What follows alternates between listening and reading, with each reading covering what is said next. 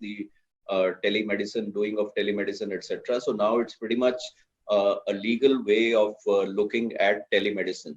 So we are wanting to just keep the members abreast as to what the telemedicine scenario is, and there are a lot of speakers that we have whom we are wanting to get onto this panel. So to start with, I'll just give you a brief intro as to what exactly the telemedicine we are looking at, and what AIOS has actually done. Are my slides visible? Yes. Yes. Yeah. Okay. Yes. Fine. So let's start with the practical guidelines that have been issued by Medical Council of India, as also what AIOS has said about it. And before we start, I would wish to say that hope all the members of All India Ophthalmological Society and their relatives, friends, and community are safe, and we hope and pray that we live through this crisis and come out victorious against the COVID-19 infection that is there.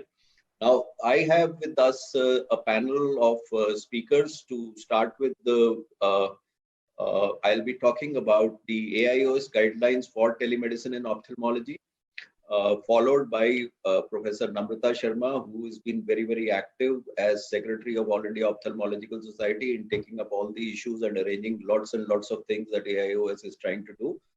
She'll be talking about generally telemedicine, as to what exactly telemedicine and ophthalmology is, and as to what other countries are doing. Then I have with me Dr. Ritika Sachdev, who is Director at the Center for Sight Group of Eye Hospitals, and she'll be talking about the various platforms that are available for tele-ophthalmology or telemedicine, and whether this crisis offers somebody an opportunity. Then we have the next talk that will be by Dr. Praveen Krishna, whom we all know as a fantastic corneal surgeon, and he's director at the Cornea Institute for the LV Prasad, and he'll be talking about the experience of LVP. They're starting telemedicine in LVP. This will be followed by a talk by Dr. Sudhir, who is a senior consultant again in cornea refractive, and he's also a consultant in charge for the EMR of Shankar Nethralaya. And he'll be talking about the teleconsult experience that has been taken over, that Shankar Nethralaya is practicing as things stand today.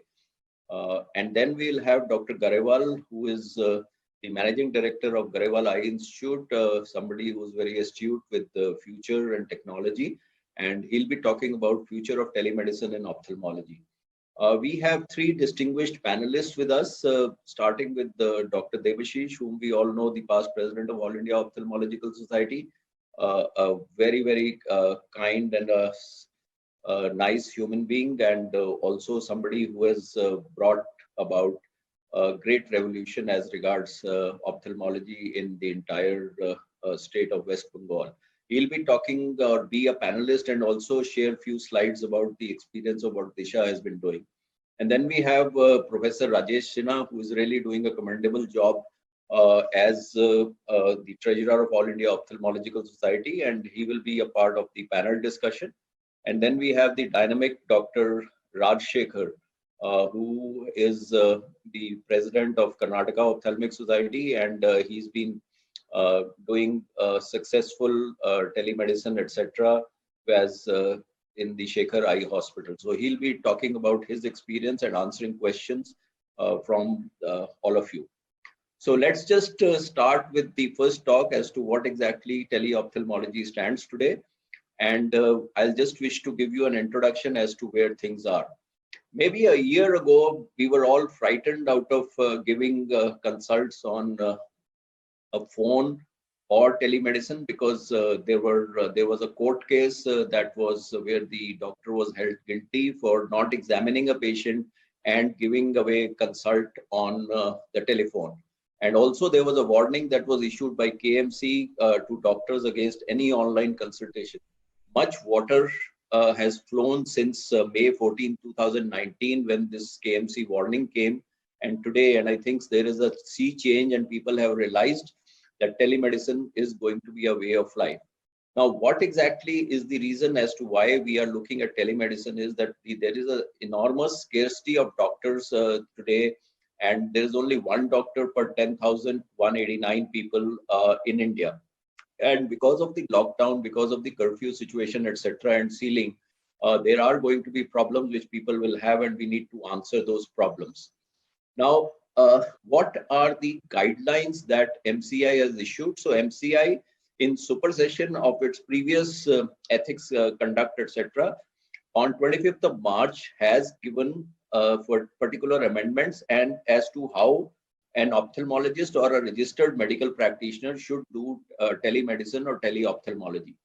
So when you're looking at telemedicine practice guidelines issued by the MCI, any registered medical practitioner is entitled to provide telemedicine consultation from any part of India.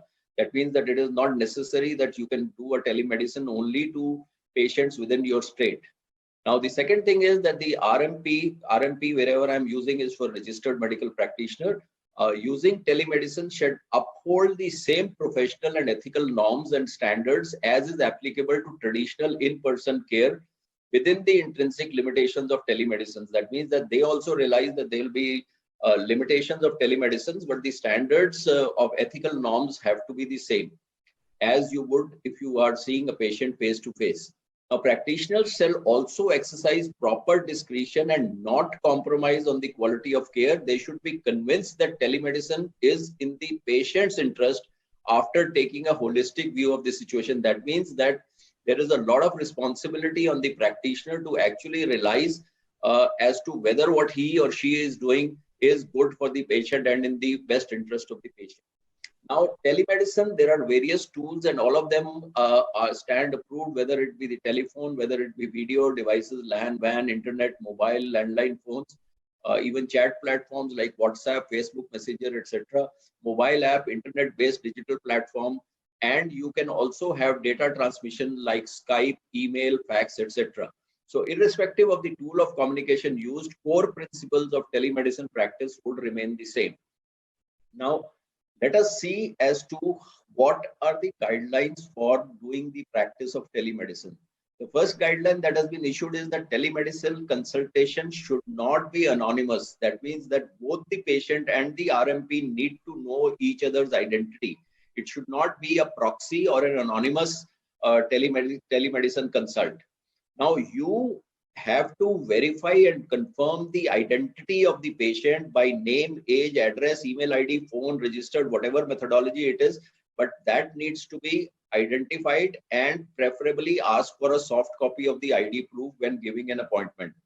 Ensure that there is a mechanism verification of credentials and contact details. So that is something that the onus is on you and you need to verify these. Now, what is also important is that when you are issuing a prescription after telemedicine consult, the exact age and sex and name of the patient with proof needs to be mentioned on the prescription. And in case the patient is a minor, after confirming the age, the teleconsult along with an adult whose identity needs to be ascertained has to be there. That means that who is the legal guardian of that minor, or even in case that a person is infirm to give a consent. Now, what is important is that you have to begin the consultation by informing the patient about your name, qualifications, and your registration number. So that has to be displayed on the teleconsult, that who you are and whether you are a registered medical practitioner or not. Now, the same principles of medical ethics, including professional norms for protected patient privacy and confidentiality as per the Medical Council of India Act, shall be binding and must be upheld and practiced. That is something very, very important. Now, let's come to the consent. There are two types of consents. One is an implied consent and the other is an explicit consent.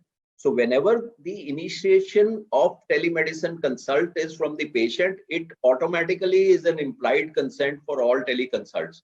But in case the caregiver is initiating a teleconsult, then you have to take an explicit consent, and this explicit consent should be recorded in any form, whether it be an email, text or audio or a video message, and the patient states the intent on phone or on video to the RMP in simple words. So that means the patient should state in his or her own language as to what is the intent, and you should record this in the patient's record. Now, this is the informed consent for telemedicine services, which has been circulated by AIOS, and we would, in case anybody wants, you can we can circulate it again to you. So this is the consent that needs to be taken, which is a explicit consent in case you are initiating a teleconsult. Now, when you have started the teleconsult, how should you manage a teleconsultation? All efforts to be made to gather sufficient medical information. That means whatever best medical information you can gather, you should get it.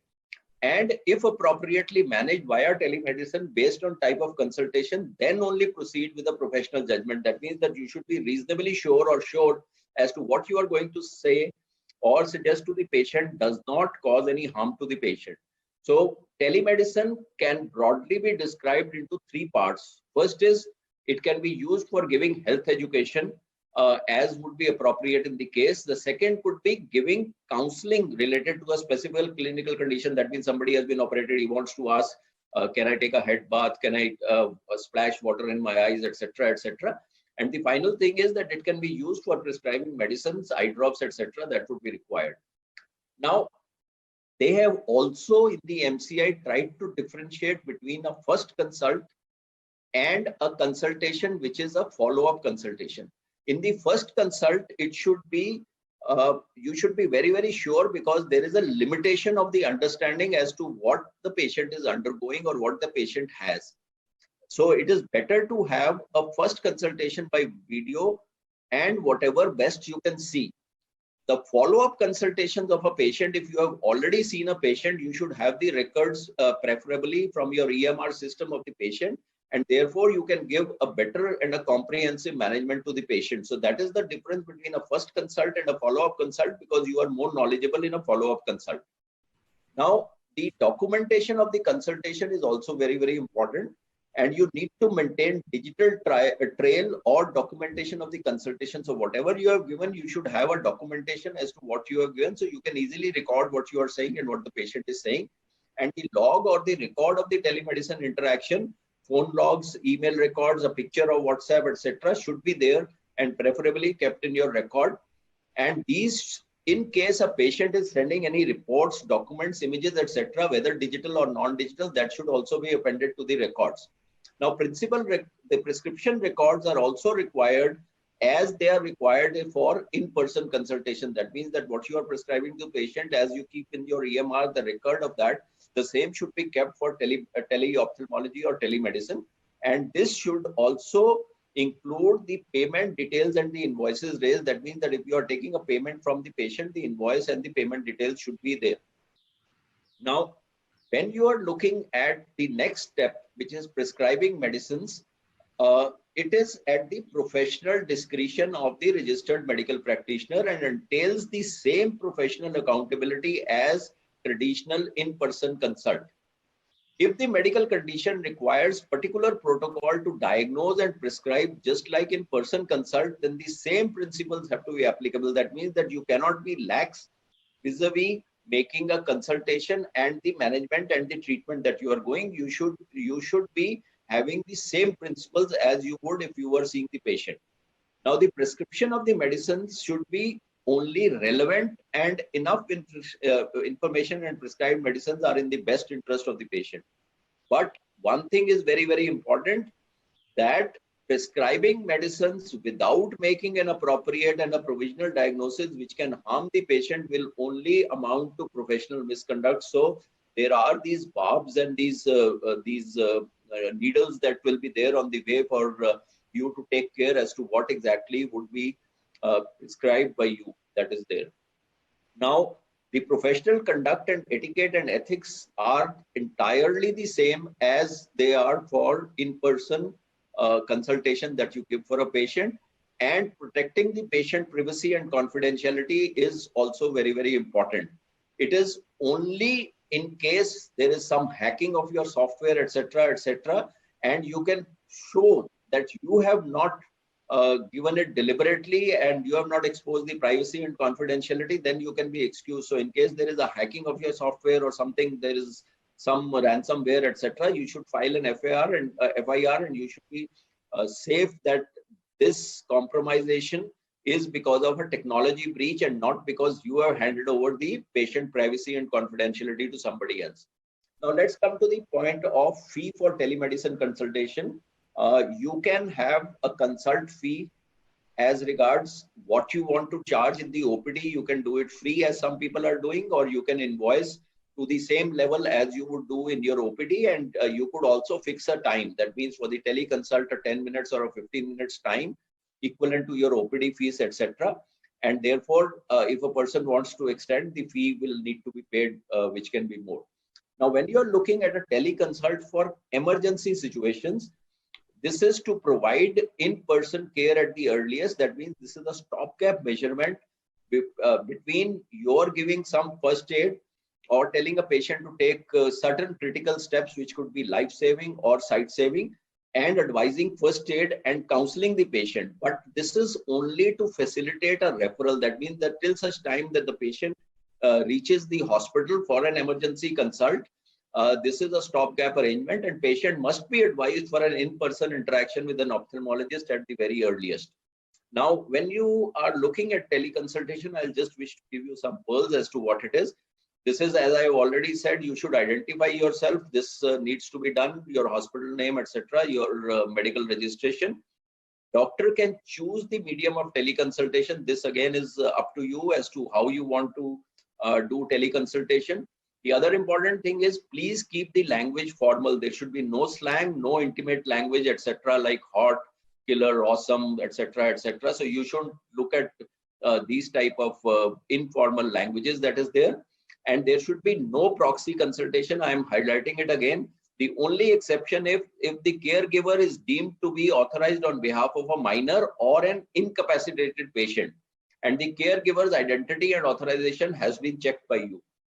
Now, other important pearl is that you should terminate the teleconsult anytime you feel that the patient needs a physical consultation. That means that you're going ahead with a teleconsultation and you feel that no, you could err on giving the medical treatment, then you should say bye to the patient and say that please come for a consultation, and then only we'll give you the prescribed treatment. Now, what is also important is that it is as much the responsibility of the patient as it is for you to try and elicit that the patient should give you an accurate information. This is very, very important, that the accuracy of the information, the patient should not conceal anything from you when he or she is going in for a teleconsult. Now, unfortunately, there is no fixed format that has been prescribed for issuing a prescription. The name, age, sex, etc. is something very, very important. But whether you can transfer the prescription directly to the pharmacy without the patient's explicit consent is something that has not been fully written. But I would advise that do not transfer the prescription directly to the pharmacy without the patient's explicit consent. Now, again, an important pearl that I have already said is there is no time period that has been said as to till how long you should keep the records for a teleconsult. But my recommendation would be that ideally you should, as in OPD, you should keep it for 3 years. Now, the next important thing is that if the history or video evidence points to the possibility of a medico-legal etiology, please do not continue with the teleconsultation. That is an advice that I would wish to give you. Any medical legal thing that is likely to happen, please call the patient for a physical examination. Now, what is also important as a pearl is that the patient's personal data should not be disclosed or transferred without written consent of the patient. This I have already told you. Please ensure that it should be a confidential data that is with you.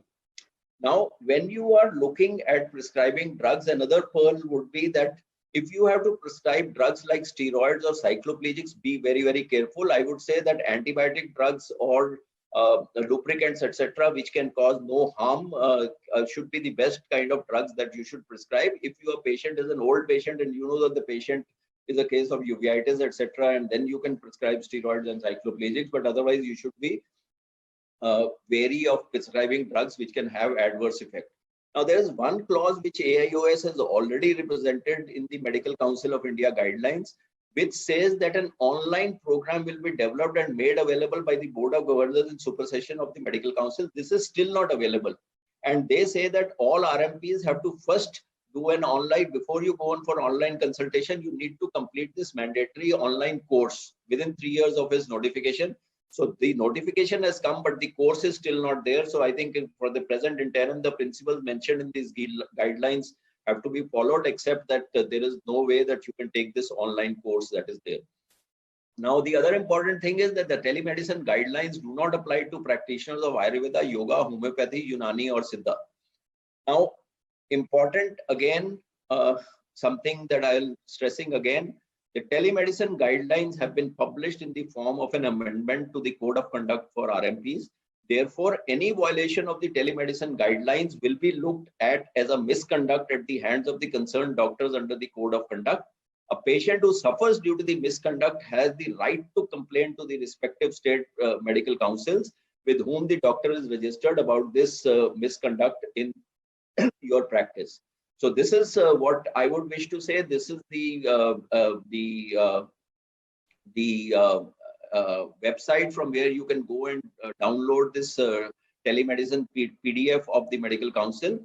And this is what are the guidelines, whatever we as AIOS thinks that what you should follow. But what I am just trying to put as a disclaimer that these guidelines should be used in conjunction with other national clinical standards, protocol, policies, and procedures.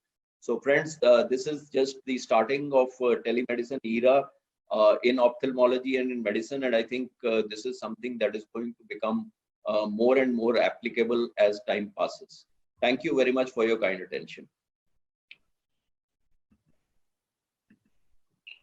So I think after this, I'll request Professor Namrata Sharma to talk about tele-ophthalmology as to what are the ways, how it helps, and what are the other countries, what they are doing. Dr. Namrata.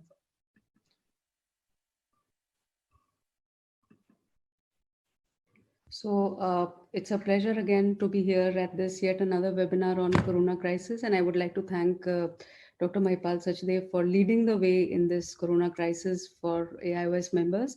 And I would be talking to you about the telemedicine guidelines.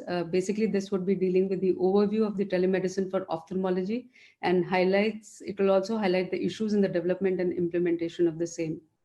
Now, what we need to know is what is telehealth and telemedicine. So telehealth encompasses everything. So it is a healthcare delivery over distance or time using electronic communication technologies, and it serves to enhance the healthcare access, quality, and the patient satisfaction. Now, telemedicine, on the other hand, is provision of the traditional clinical service delivery, which uses electronic communication technology and often uses a live format.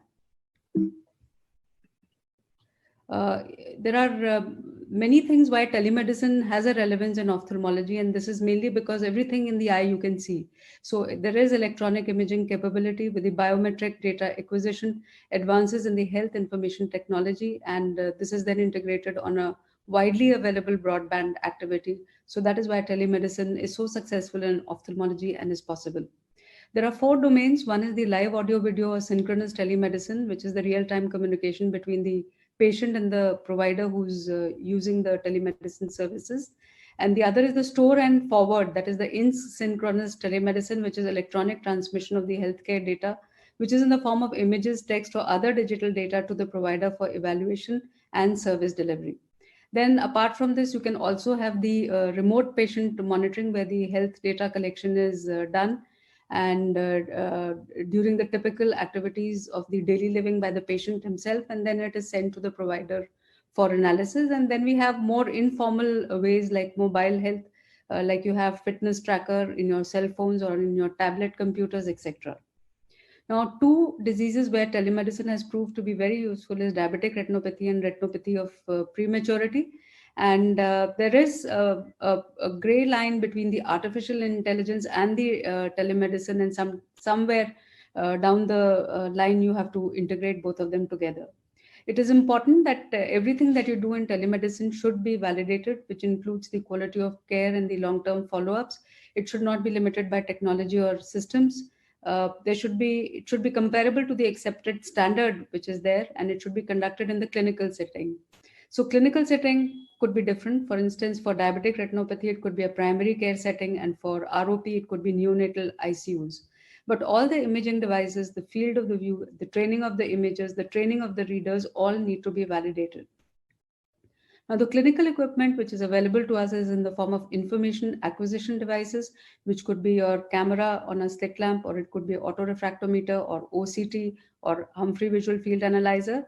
And all of this then goes through the devices which actually disseminate the images and which help in communication, which could be your computer, laptops, or could be your network systems, or could be the servers. Now, the clinical equipment that you use for telemedicine should be approved by the regulatory bodies, which could be DCGI or it should be of ISO standards. One should adhere with the state government, central government, and international guidelines. And it should be possible to integrate it with the electronic health records, which is present with the clinician currently. Then you may have to recalibrate some of these devices, and the IT staff should maintain a proper data security, integrity, and availability, including the backup in the archive, and this should be confirmed by the IT staff at the clinic. Then the setting could be an OPD exam or could be emergency exam, and it is important to get a detailed clinical history as well as organize appropriate follow-up care.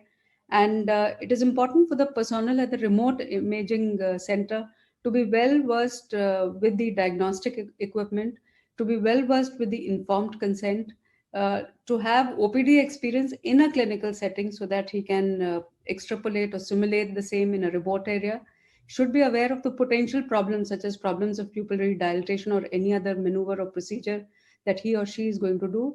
And training for safe and proper contact with the patients is essential for such personnel. Then personnel at the remote imaging site should also know should be well versed with the specific devices and adherence to the quality of these images, and should know which are gradable images and which are the images which have to be discarded. Then you have a remote physician who receives initial training and periodic re-evaluation to meet the quality standards for tasks which are being performed. And you have a reading physician. And the important thing is that the reading physician should confirm the medical malpractice liability coverage from his or her insurer.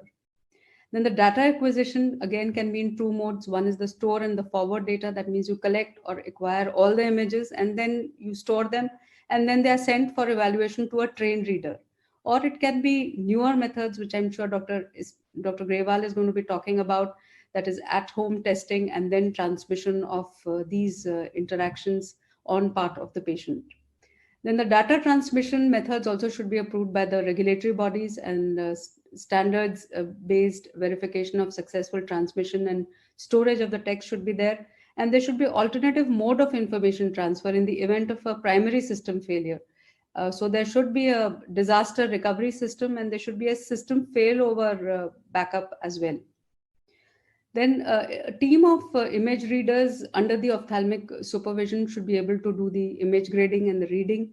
And important thing is that you should make accurate diagnosis and timely diagnosis, because some of these situations may be emergency conditions, and so timely diagnosis is required in these conditions.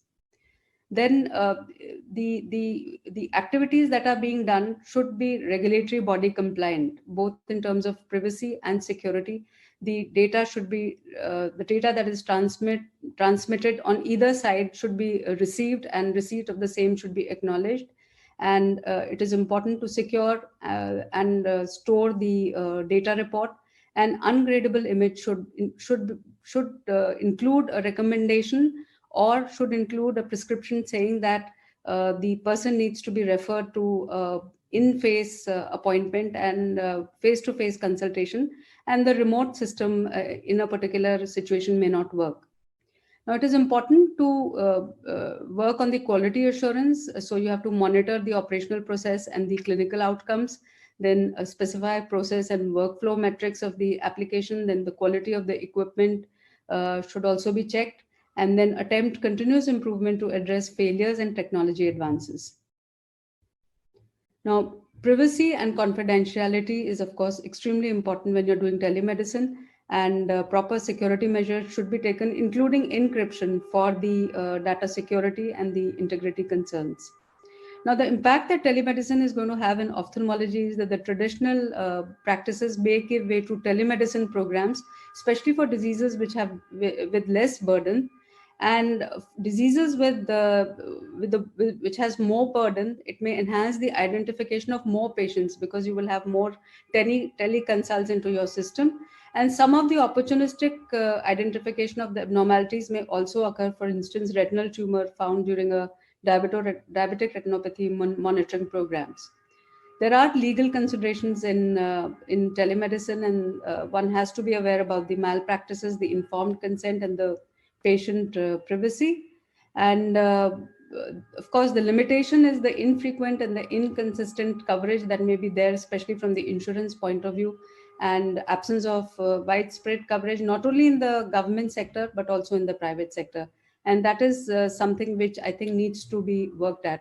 So telemedicine has come to us during the crisis times, but I think it needs to be, the whole system has to be placed, has to be in position, not only during crisis time, but also during times when we are going to have normal situations. So these are the resource documents where one can look at for telemedicine, which completes quite the picture. And thank you for your kind attention. Thank you very much, Professor Namrata. You can keep sending your questions as we have access to the questions. And we go on to the next presentation by Dr. Ritika. Dr. Ritika.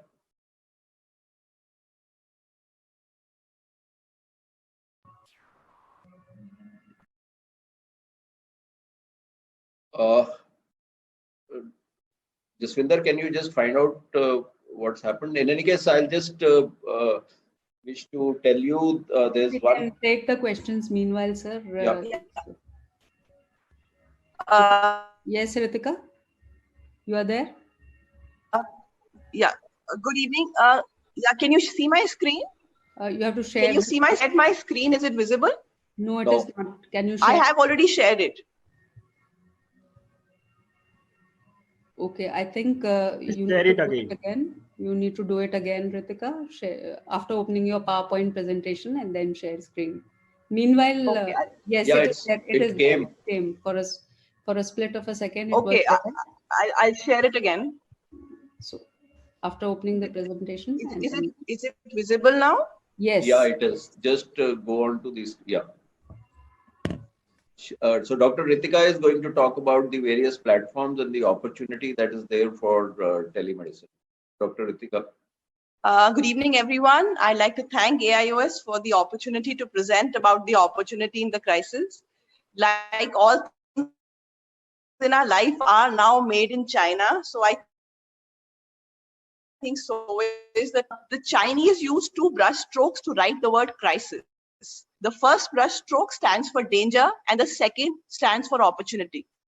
So therefore in Chinese, danger plus opportunity is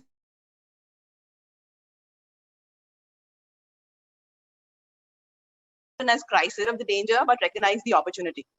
The opportunity really lies in the fact that 40% of the Indian population now has access to the internet.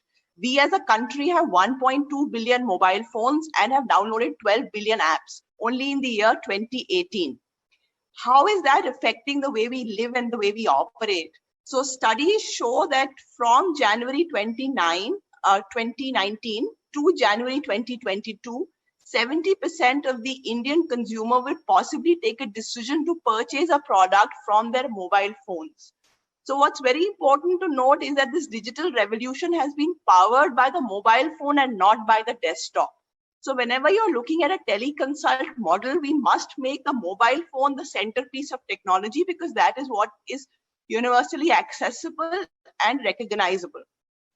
Why this is a moment of opportunity is because when online purchases came into being, it took a very long time, a lot of cash burn and a lot of messaging for the consumer to shift from buying in a shop to buying online.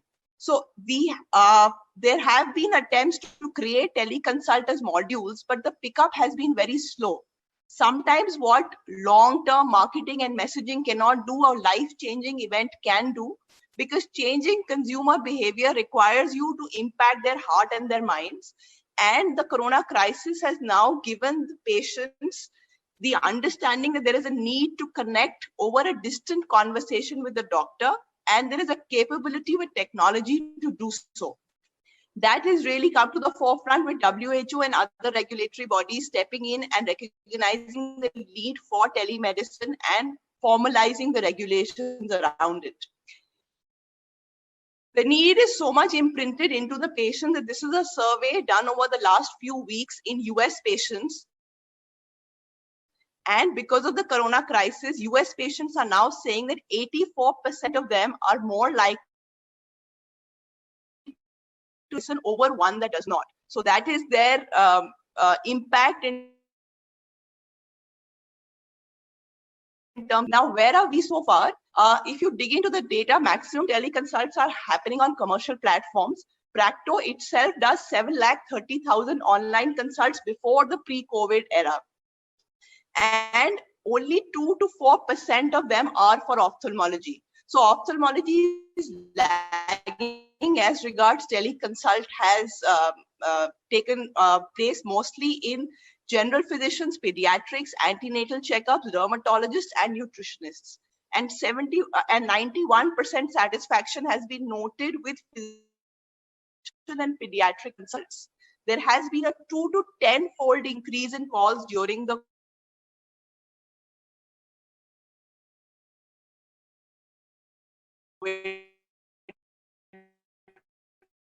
crisis. Now we've gone teleconsult entry requirement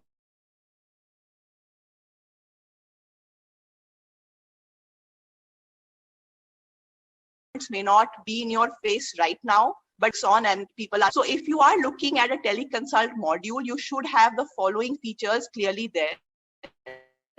First is validation of the patient details and consultation. Second is audio and video sharing. You have to maintain a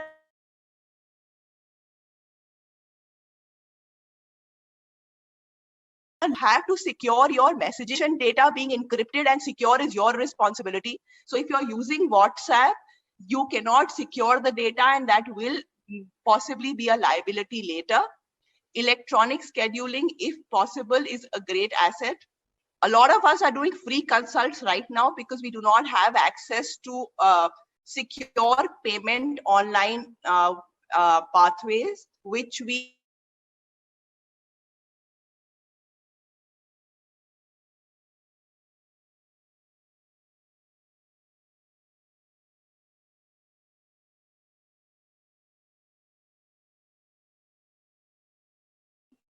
once the online payment requires you to have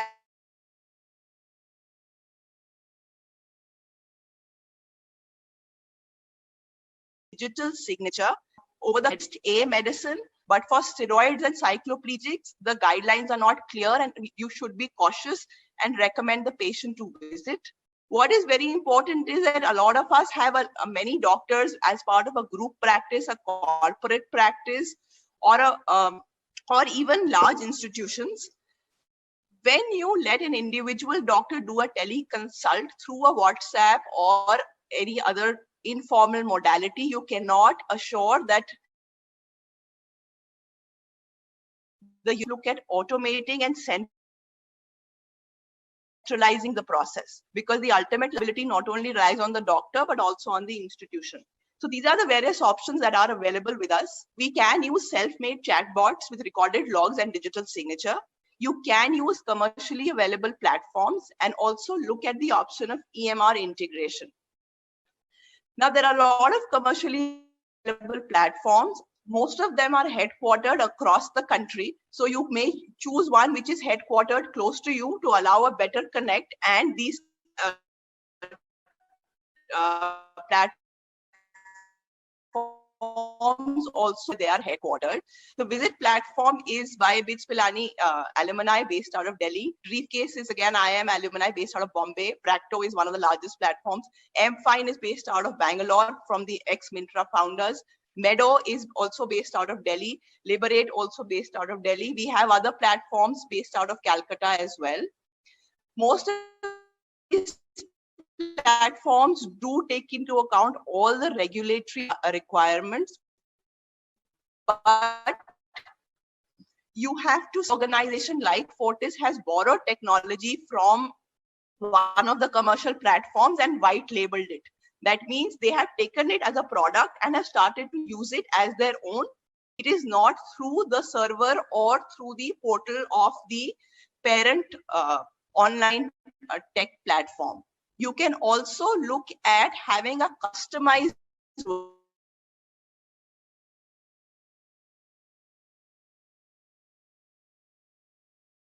version. If you're a smaller organization, you kiss to you so that when your patient lands on it and you're just using their app as part of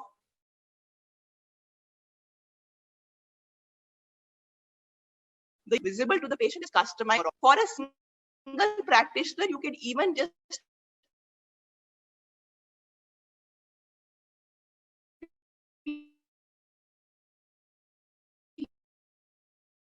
list it on the platform and use the technology. And the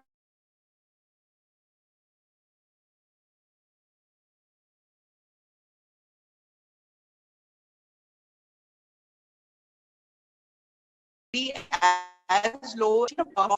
You must note that if a patient has given his requirement for a teleconsult, you must try to respond within the next 1 hour. The patient in a non-COVID time does expect a response within the next 10 minutes. An average teleconsult takes much longer than a regular consult because you have to identify yourself and ask many more questions to the patient. An average 15 minutes. However, 15 minutes has been used as a rough guideline by most people.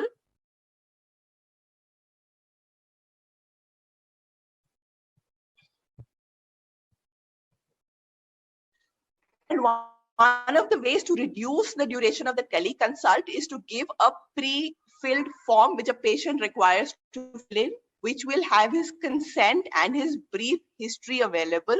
There are various platforms which actually have artificial intelligence chatbot, drug allergy history, and this is a general medicine platform. So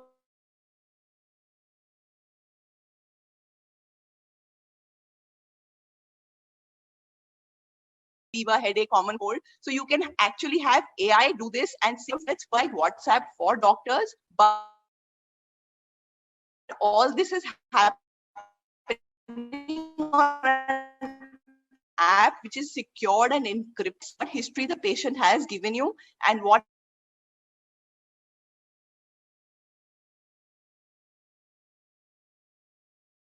I called to a duration that you will. This is the e-prescription that you can then generate. It requires you to have a digital signature, and post the e-prescription, you can then have a user feedback or a customer engagement CRM module come into play. The newer platforms also take into account that certain doctors may not want to type much. So you have Google Voice and handwriting recognition options available, and the technology is only improving over time. Now, I'll just show what we did. We did not want to straight away jump onto a commercial platform, and I think we all adapted very quickly to the COVID crisis. So we wanted to make sure that the patient is getting an information about the teleconsult. So when a patient is logging on to our website, we have chatbots available. There is a special COVID chatbot which gives you information about COVID, and there is a general chatbot which arranges the teleconsult appointment. This is what happens when you open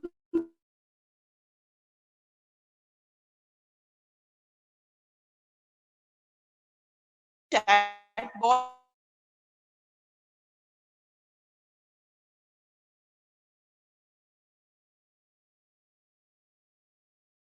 and apply for a teleconsult. We first give the download that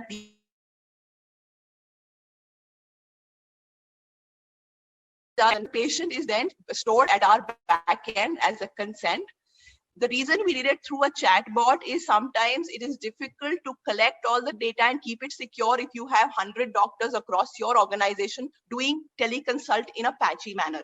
So once the patient consents, he is required to select a region, a specific doctor or a specialty. For example, this is a dummy run. So the patient has selected cornea. Then you ask the patient for his eye problem. The reason we do this is it's like a forward triage and it saves time for the doctor to sift out the details. So this is a demo where the patient has written redness in the eye. The patient is given then a detailed description of how to upload an image and how to capture it. And then the picture is uploaded onto the chatbot. Once this is done, the chatbot then gives you a disclaimer that the teleconsult doctor will be reaching you shortly. And though we are making every attempt to reach you, unforeseen situations may affect this service. We are doing this at present as a free of cost service given the social conditions and also the fact that you have to have a very secure payment gateway. Once the initial registration is done on the chatbot, you can then direct the patient to any location. You can be your website, it could be your Facebook page, or it could be any general information about COVID. This is then what happens. We send an email to the doctor who is rostered into the EMR, into the teleconsult at that time. So this auto-generated email is then sent from the chatbot to the doctor, wherein the patient details, specialty, problem, and eye picture is given. This doctor then will call the patient through the call center. The call center will patch the doctor and the patient together.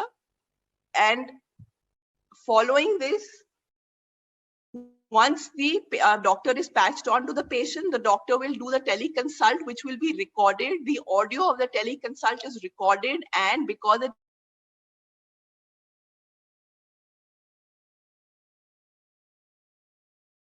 through record, once the teleconsult is auto SMS as regards the patient thanking for availing the service, and we also ask for a patient feedback. You can also use this opportunity, since you're doing it for a social cause, to connect the patient to your Google page and ask for a review, because teleconsult only picks up through a word of mouth. And rather than advertise about it, because it's a social cause, it is better that patients inform other patients through the online space. Now, though teleconsult has been very important during the lockdown period, it will serve as a very important boon even post-lockdown, because we will need to see less patients or need to see patients in a staggered manner with social distancing. With teleconsult, we can triage the patient and see which patient needs an appointment when. We can have them fill in their details beforehand. We can have them make their prepaid appointments, because you need to be sure that the patients you're calling in, you may need to call only 10 patients in the 2 hours because you need to maintain social distancing.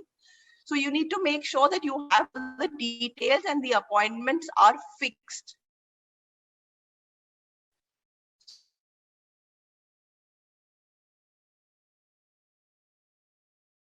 So having all the follow-up details automatically in space. So teleconsult as a prefix to the real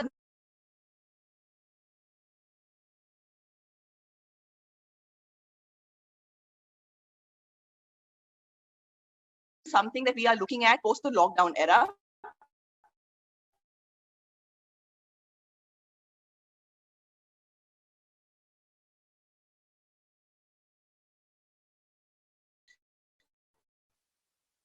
Even after the lockdown is over, we get a $5 billion saving, because we are able to use the resources of our patients and our doctors in a more effective manner. So really, I think this is just the beginning of teleconsult, and I like to end by the Chinese art of war quote: "Don't depend on the enemy.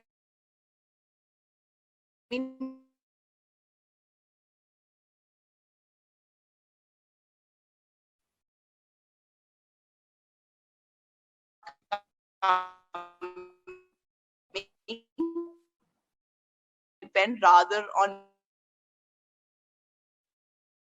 Okay. Thank you very much, Dr. Ritika. Thank you. I apologize for the problems in the audio. I hope the audio is better. Gaurav, if you can do something about it. We can move on to the next talk that is by Dr. Praveen Krishna from LVP. So he's going to talk about the LVP experience vis-a-vis the tele-ophthalmology that they have. Dr. Praveen, please. Dr. Ritika, you need to take off your slides. Thanks, Dr. Maipal, and thanks to Namrata and Rajesh and the AOS for having me on this platform. Fantastic thought process about the need to talk about tele-ophthalmology. So what I would like to share with you is sort of the experience that we've gone through in the last 2 weeks or so in the area of tele-ophthalmology, and what we've done before that as well. So this is not just my work, but this is work by a very talented group of individuals in the hospital, and I would like to acknowledge each one of them. So I'm going to start with a little bit about what we used to do before Corona, what we'll call it as BC, because of some unique requirements that we had. Then about what we are doing right now in the last couple of weeks, at least what we've set up in the last couple of weeks, and what plans are afoot for the future as well. So this is sort of important because of the fact that it's important to understand how we set up the tele-ophthalmology service earlier. So LV Prasad Eye Institute is not just located in Hyderabad, but also located in a lot of smaller districts as well as rural centers. So the smallest rural center caters to primary eye care, which is mainly prescription of glasses and being able to diagnose basic diseases. Secondary eye care, which is in the district level hospitals where you have cataract surgery, screening for diabetic retinopathy and glaucoma available. And then the tertiary service, which are the bigger hospitals like in Hyderabad, Visakhapatnam and Bhubaneswar. Now, the reason why understanding this 3 level is important is because earlier, what we did was we used to have a tele-ophthalmology service that was primarily based in these secondary level centers and the primary level centers and connected to the tertiary level centers. So basically, rather than a patient to clinician interface, this was more a clinician to a clinician interface. So here what used to happen in the primary centers is the history was taken on a tab and then a picture of the eye was taken. And this was shared along with a video consult with a clinician who was sitting in the tertiary center. And based on the photograph that was taken, advice was given and an online prescription was generated in case medication need to be given. There were some modifications like this tab that is fixed to a slit lamp and did result in some very good quality photographs as well from the point of view of being able to tell what's going on in the eye remotely. But in addition to this, we've been able to do about 3,000 consults like this per month so far. The second thing that we also started doing was something called a drone slit lamp, where you can place a slit lamp that has a robot in it that you can control remotely sitting in a tertiary center. You can examine the patient's eye by controlling it from, say, Hyderabad. And then you also have a slit that you can control and you can get a good idea of what's going on in the patient's eye. As of now, this is in about 9 to 10 locations, but has been not as successful because of internet connectivity issues. So that was in the past. And what are we doing right now? So what are we doing right now is we set up a 3-level teleconsult services in the hospital. The first level is a telecounselor who receives all calls to a single number. And then there is a flow chart by which the telecounselor is able to resolve general queries about the hospital, when it will open, appointments and stuff like that. If there is a medical query, then they go on to the next level, which is handled by a trained subspecialty fellow, qualified ophthalmologist. This subspecialty fellow again follows up by calling this patient, and if they have a medical query, they try to resolve it. If they cannot resolve the medical query, it goes to the third level, which is to the consultant's mobile. The consultants have access to EMR remotely, so they're sitting at home and they're able to access the patient's file so that they can give appropriate advice to the patient. So at the first level, the telecounselor has a flow of how to follow each patient's queries. And there is also a simple Google Sheet, and everybody can actually do this. A Google Sheet is something that a Google form is something that you can generate, where you can input basic questions or basic fields that you want to fill in, which is later populated in whichever way you want, or it's populated into an Excel sheet. So once the teleconsultant fills in this Google sheet, they also have a FAQ prepared in the local language as well, so that they're able to answer the patient's queries appropriately. Following this goes on to the second level. Now, the second level are 5 subspecialty fellows from each specialty, and they have a workflow as well. But basically what they do is they're able to view an Excel sheet, which is populated by the Google form that the teleconsultant fills in, which actually has the patient's name, the time of call, the hospital record number, the mobile number of the patient, and the complaints of the patient individually. Once they pick off each of these, then they call the patient, and then they have to fill up about what advice was given and if an appointment needs to be given in the future. And then the patient care team takes on and follows up. So as of today, we've done about 1730 of these teleconsults in the last 2 weeks or so, which was set up just about 2 weeks ago. Once this is done, then there is a simple Word file which is generated, filled up based on the advice given, and linked to the patient's EMR, so that when the patient really comes back for a follow-up, we all know what has been advised for the patient. Following this is level 3, that is the medical consultant who are sitting at home right now. What they do is mainly resolve queries from level 1 and level 2. They also call their individual OPD patients, which is about 60 a week. So they've been about 3,000 teleconsults at this level. So this is the 3-level approach that we are following, and it seems to be working quite well. But for the future, this probably is not going to suffice. So the goal that we are looking at for the future is to be able to reduce footfall for mainly follow-up patients by about 20% across the network. So on an average, that will be about 700 patients per day, which is what we are aiming for by the end of the year. New patients seems to be a little challenging at this point of time, but we're going to take that up in the second phase.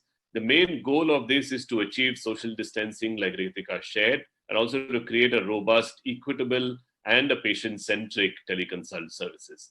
So there is a process flow for all of this. So the important components of all of this is infrastructure for connectivity, good patient interface, enabling remote eye examination, trying to integrate the data that you generate into your medical records, ensure that there is a healthy and an appropriate patient-doctor interaction. And then the last bit is again an interesting part, to integrate home care into all of this. So few points about each of these. Infrastructure for connectivity includes telephone lines. We've already set this up. We've been able to redirect all calls to the hospital, even to mobile numbers of people who are sitting at home. Significant HR and training exercise, and also setting up of IT and support services, and then ensuring confidentiality and legal aspects of the consultation. The second thing that we're working on right now is the patient-clinician interface. We've built a bot using AI to be able to screen patients, to direct them to the appropriate specialty in case they're new patients, and also to ensure that they're able to go to the correct specialty to book an appointment in case they're follow-up patients as well. So this also helps to identify suitable patients for teleconsult. And then once this is done, we're also building an appointment system, which will be both patient-facing and clinician-facing. So the clinician will actually see appointments for him or her on the teleconsult module. Patients will get an appointment time on the teleconsult module. And then as of now, we have a video interaction, telephone interaction, but eventually the goal is to create a video interaction between the patient and the clinician as well. The other process that we're trying to explore is a remote eye exam. There are multiple ways in which you can measure visual acuity, visual function, also imaging the eye remotely, ensure that you measure motility and function. All of these need to be validated, because all of these are probably just coming out and are pretty primitive at this point of time. So we need to spend some time trying to validate each of these as well. Following that, the next step that we're following is trying to integrate all of this data into the EMR, so that when the patient comes back to the hospital, there is continuity of care.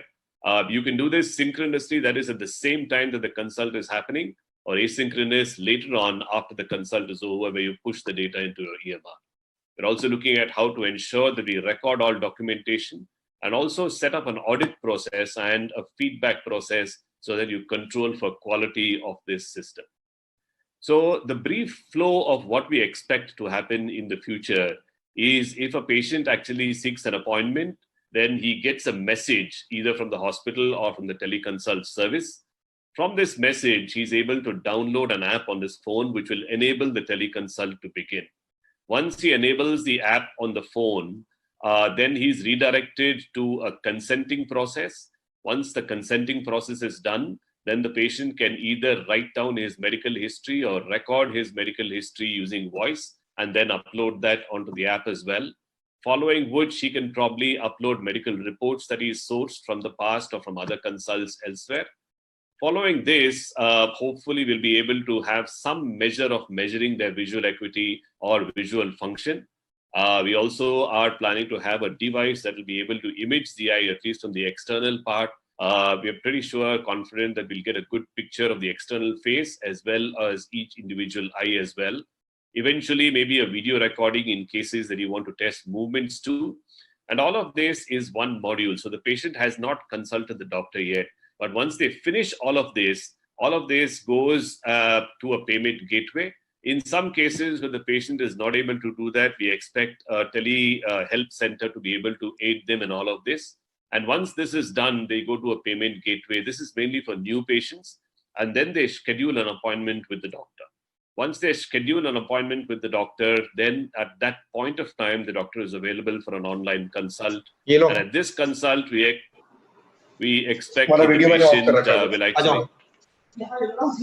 वहाँ पे दूर है.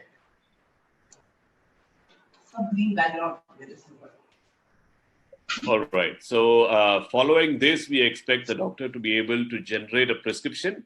And after the prescription is generated, we also expect the doctor to be able to generate a medical report as well.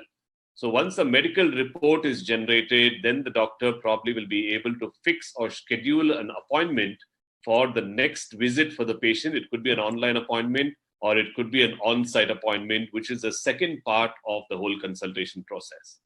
After this is done, we expect a third component where we upload all of this into the electronic medical record.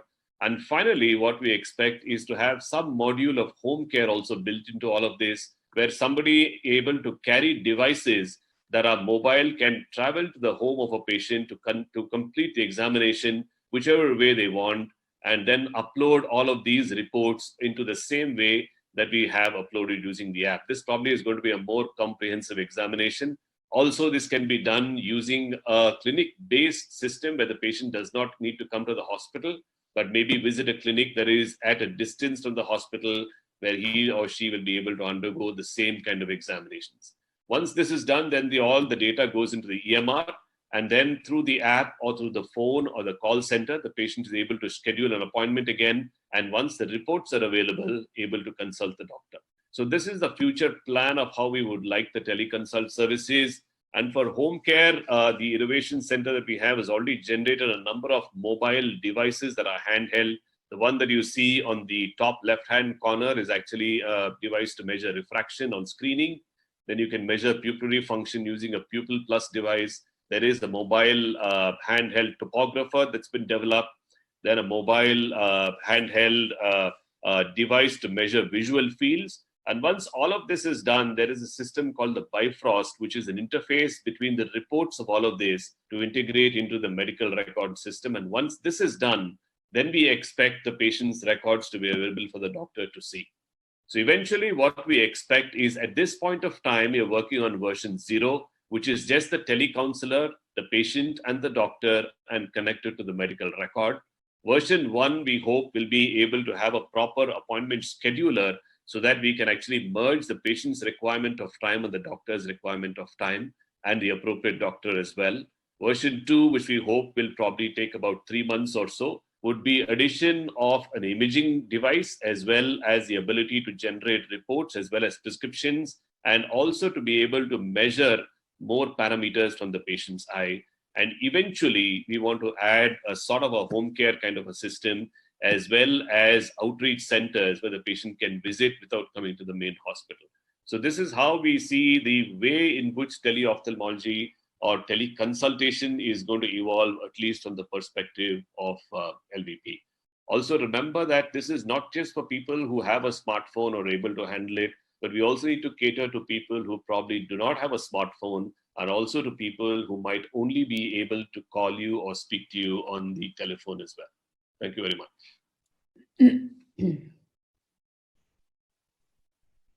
So thank you, Praveen. I think that was a very elaborate telemedicine in ophthalmology, which is going on at LVPI. And there are again a lot of questions for you, but I think we can take the next talk, sir. Yeah, I think we'll go on to Dr. Sudhir to talk about the SN experience as to what they are doing and how they are faring. Dr. Sudhir, please. Good evening to everyone. You're able to see my screen? You have to start. You have to double click to enter full screen. That's what they say. We aren't seeing your slides, please. Please share it again. Yeah, that's fine. Okay. Just go on to slideshow now. Yeah, I'm on the slideshow. Yeah, sure. Everything's fine. Please go ahead. Yeah. Good evening to everyone. I thank Dr. Maipa Sachdev, Dr. Namrata, and Dr. Rajesh Sinha to have me in this webinar. It has been a really good presentation so far. So we want to present and show how we could do all whatever has been our experience in the last 1 week and how we have taken it forward. As Dr. Praveen has told, we have tried to integrate and we have come to the second step from version 0 to version 1, and we integrated all these things in a matter of 3 days, tested and rolled out. And currently, this is the scenario. So I'll take you through the process, what we have done and what we have achieved so far. So the background was when the COVID lockdown happened, we had more than 3,000 surgeries. Appointments had to be cancelled, and these are the follow-up appointments for the final checkup. And most of these patients started calling to our operator. And when we started getting calls, we are unable to see the records of these patients, and we don't know who the patient we are talking with. And when we had spoken to these patients, unfortunately, we do not capture them, and it is not going into the electronic medical records. So we try to see how we can integrate all of them and get things moving in a smooth fashion. And we wanted to mimic what we were doing before and see how if we can get into the same scenario. Can we sit and do this sitting at home? So most of them said, can doctors do work from home? Yes. And we integrated all the telemedicine guidelines and from A to Z what Dr. Maipa Sachdev has elaborated. So I will take you through how we have done that. So the first approach was we need to prioritize the appointments because we said there's so many calls. So we wanted to attend to the first thing is all those surgery patients whom we could not take care because these are the patients who are more vulnerable and we need to handle them first. So then we wanted to segregate them into those patients who had given short reviews and then those patients who had regular consultations which were cancelled. And then we opened up to the general patients who can get into a teleconsultation. So one good thing we had a very good EMR for almost 16 years, which we worked along with TCS and developed as a co-brand. And we could use the background of that and identify these patients. And we also had a very good cooperation from all the consultants where we could take 1 hour of their time, dedicated time, which they can allocate to teleconsultations. So that we could allocate appointments to them and they can start calling the patients or get connected on the video calls and then communicate with the patients. So the approach too was, so we had to use SMS gateway providers to send proactively SMS to all these patients, asking them since you could not come to the, your appointment was cancelled, we will be able to connect you to the doctor whom you have operated.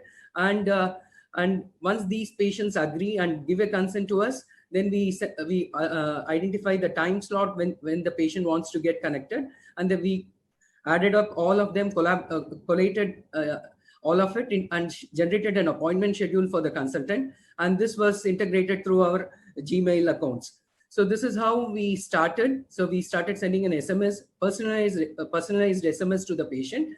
And they need to click a short URL through which it will take you to a page where they need to choose the appointment time and go through the consent process and agree to the consent. Once this is done, an email is generated to the consultant and they take, and by clicking on the email link, they get to see their entire appointment schedule for teleconsultations and they need to go through the process.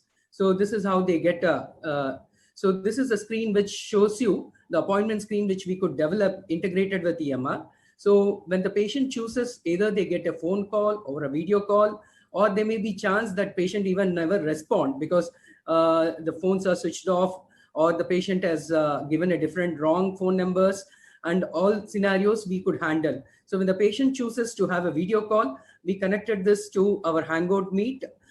So how does the Hangout Meet? Is a video call through which the patient, the time when the patient wants to get connected and the appointment gets fixed on the video call. I'll just take you through a small video how this happens. So when the patient selects a video call, automatically appointment get fixed on our calendar event, and then we need to go through the calendar event and say join video call. So automatically it will get me connected to the patient, and I can go and continue with the video call. So this is the easiest way to do, and the patient can also upload whatever documents they have through the Hangout. It is as any other Skype call or any FaceTime meet where you can talk to the patient and even upload and share the documents. So this is the first scenario which we could handle for a video call. The second one was a phone. How do we handle the patients who could not have access to web or access to internet? So then we tried doing what is called phone calls to this patient. So again, we didn't want to take a load onto our operator. So what we did is we connected to a cloud telephony service.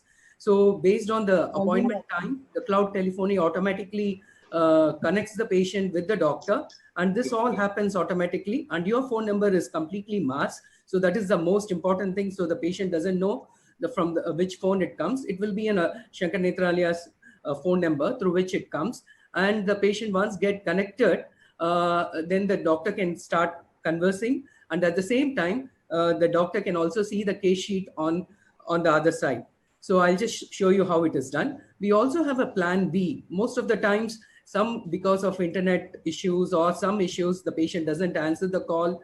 So there may be some dropout in the cloud telephony service. So we had a plan B. So we had our entire secretaries who are free, and we wanted to take help of them, make them work from home. So these phone numbers are shared to the secretary, and they can do a conference call with the patient and connect to the doctor. And once they can connected, we can access the EMR and go ahead with the complete call and document everything. So this is where the third approach where we could get our EMR enabled onto this current platform, what we have done. And only thing we made secure this, currently the entire EMR has been on the cloud platform. Only patients whose records needs to be pulled out from the main EMR are available on the cloud, so that we take care of all the security, because if there is any hacking or anything, we are protected, because in the current crisis, we don't want to take any security issues. So we could move all these patients who had an appointment or who got operated into a different server, which is easily available on the cloud. And based on the appointment sections, all these appointments are case summaries are available, and we can open up the case summaries and go ahead. So the consultant on the same appointment screen, they can pull up the case summary, they can go through the entire case sheet. As the patient is talking or as the patient is on the video call, they cannot see the case summary, but the consultant can see through what is the complete case summary of the patient from day one to the last visit. And they can answer up all the queries, and even they can go through the medication prescriptions, what they have doing. So having addressed all these things, we had one more thing. So when I have to communicate to the patient, how do I give a prescription? Because I'm either on a phone call or on a video call, or I'm on a conference call with the secretary. So we try to see how we can, easiest way to send a prescription. We thought send SMS to the patient, again, through the same dashboard. So we did a comprehensive SMS design where the patient name and what message we are going to send, our details with the registration number, and in case we need to change the medication or we had to give medications which we can give can be typed out, and this goes to the patient as a send SMS message. And all these are documented on the back end, and they get integrated with EMR at the end of the day. So we also have an option to guide the patients how to take images, so they can upload them during our video calls. So there are good videos which are available on YouTube. This one, which I picked up recently, done by one of the vitreoretinal consultant, Dr. Jaitra, and the link is available. It is a beautiful video. For around 3 seconds. Then So towards right for 3 seconds. Towards left for 3 seconds. Look down and lift your eyelid for 3 seconds. So basically, this is like use the back portion of your back camera for capturing a very good quality images. And one needs, if you have a selfie, if you want to take yourself, you can go in front of the camera so you can see whatever your image, what you're capturing, or whatever video you're capturing on the through the mirror on your what is being captured on your video screen. And you can take a high quality images, and you can also use the volume button to click the button, click the photo, because if you are going to use the screen, then it is very difficult. And to focus, ideally you need to keep it 10 centimeter from your eye, and then click on the cornea, and then start taking image. You get a very good images. So just on a trial, I did few patients yesterday. I had a few video calls. The patient had an issue, and initially they sent me an image which was very poor. So immediately I sent them the video link, and they could do a beautiful, a very good clear picture, and I could identify what the lesion is, and you can go ahead. So this was just a trial run which we did yesterday, and now we are trying to see if this can be made as in the FAQs, where the patient can go through some of these available videos. They can do it on their one.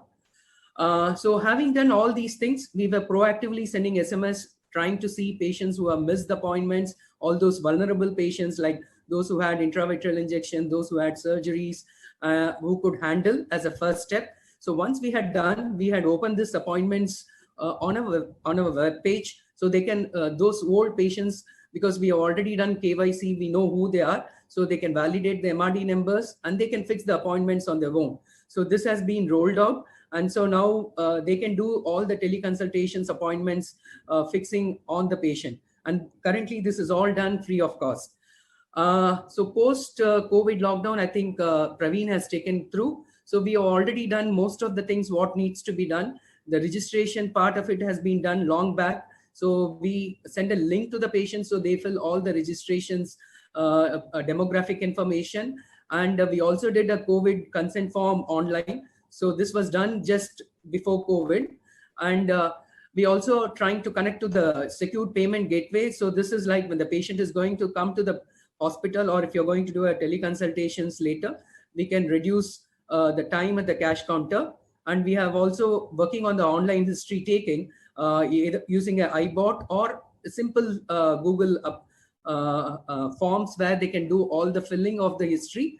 And we are also trying how the optometrist can be taken into this entire process. So there are few apps which can help to do a vision check. So the optometrist can guide the patient to place, like there are iPad related vision screeners, where they need to place Snellen's visual acuity charts 3 meters, and ask the patient to close the eye and capture all the vision related information, and then take the pictures, upload them. So these are things which optometrists can guide as a first level. Once everything is done, they can direct to the patient, to the consultant who can take forward. And finally, we also thought to reduce the time during dilatation, we thought every floor can have a fundus photo camera, where the patients can have undilated photo of the fundus, and which gets integrated automatically with EMR. And the consultants can go through them in case they need a dilated fundus evaluation. They can do it for selected patients. So this is what we plan to do at the post-COVID lockdown. There are some options for people who do not have all these integrations, which we could do all that within a 3 days time. And we had a very good support from all our IT staff, and we could roll down. We did a good training, online training, and we could now complete almost 1,200 teleconsultations one-to-one with the doctor directly. And currently, these are other options where people can start using. Very simple is they can have a Hangout Meet call and post it on their website, and make the other doctor available for a particular time, so the patient can connect anytime and then talk to the patient. So same thing you can do with the Zoom link, WebEx link. Currently, WebEx is giving 3 months free connectivity for during COVID lockdown. I'm also have my concerns with WhatsApp, but currently when there is an emergency, we can still use them, but we need to document everything. Currently, the WhatsApp service are not available in India. As of now, they're all in Singapore. Any healthcare related data, the server has to be in India to use the WhatsApp related, any applications to be used in healthcare. And you can also connect to local EMR. I think Praveen also tried to see they could connect to their EMR using TeamViewer. So there are applications using VPN or AnyDesk where we can connect it. So these are few options which you can do. So what we lessons learned, we need to keep communicating with the patients. We should not lose touch with the patient. Very good teamwork. Every resource is important. Involve everybody in team during this current COVID lockdown. Distribute the work and manage stress. Train your staff for the new workflows, because these are very important, because the workflows keep changing every day. You have to manage surprises, have a plan B for every contingency, and you should incrementally, you have to do all the incremental innovations. Don't implement on one shot. Use a big bang approach. Don't do a big bang approach. Go step by step and increase it. Ideally, if you have a very good EMR and cloud capabilities, integration with the outside APIs are very simple. Finally, at the end of the day, the patient delight, patient satisfaction is very, very high.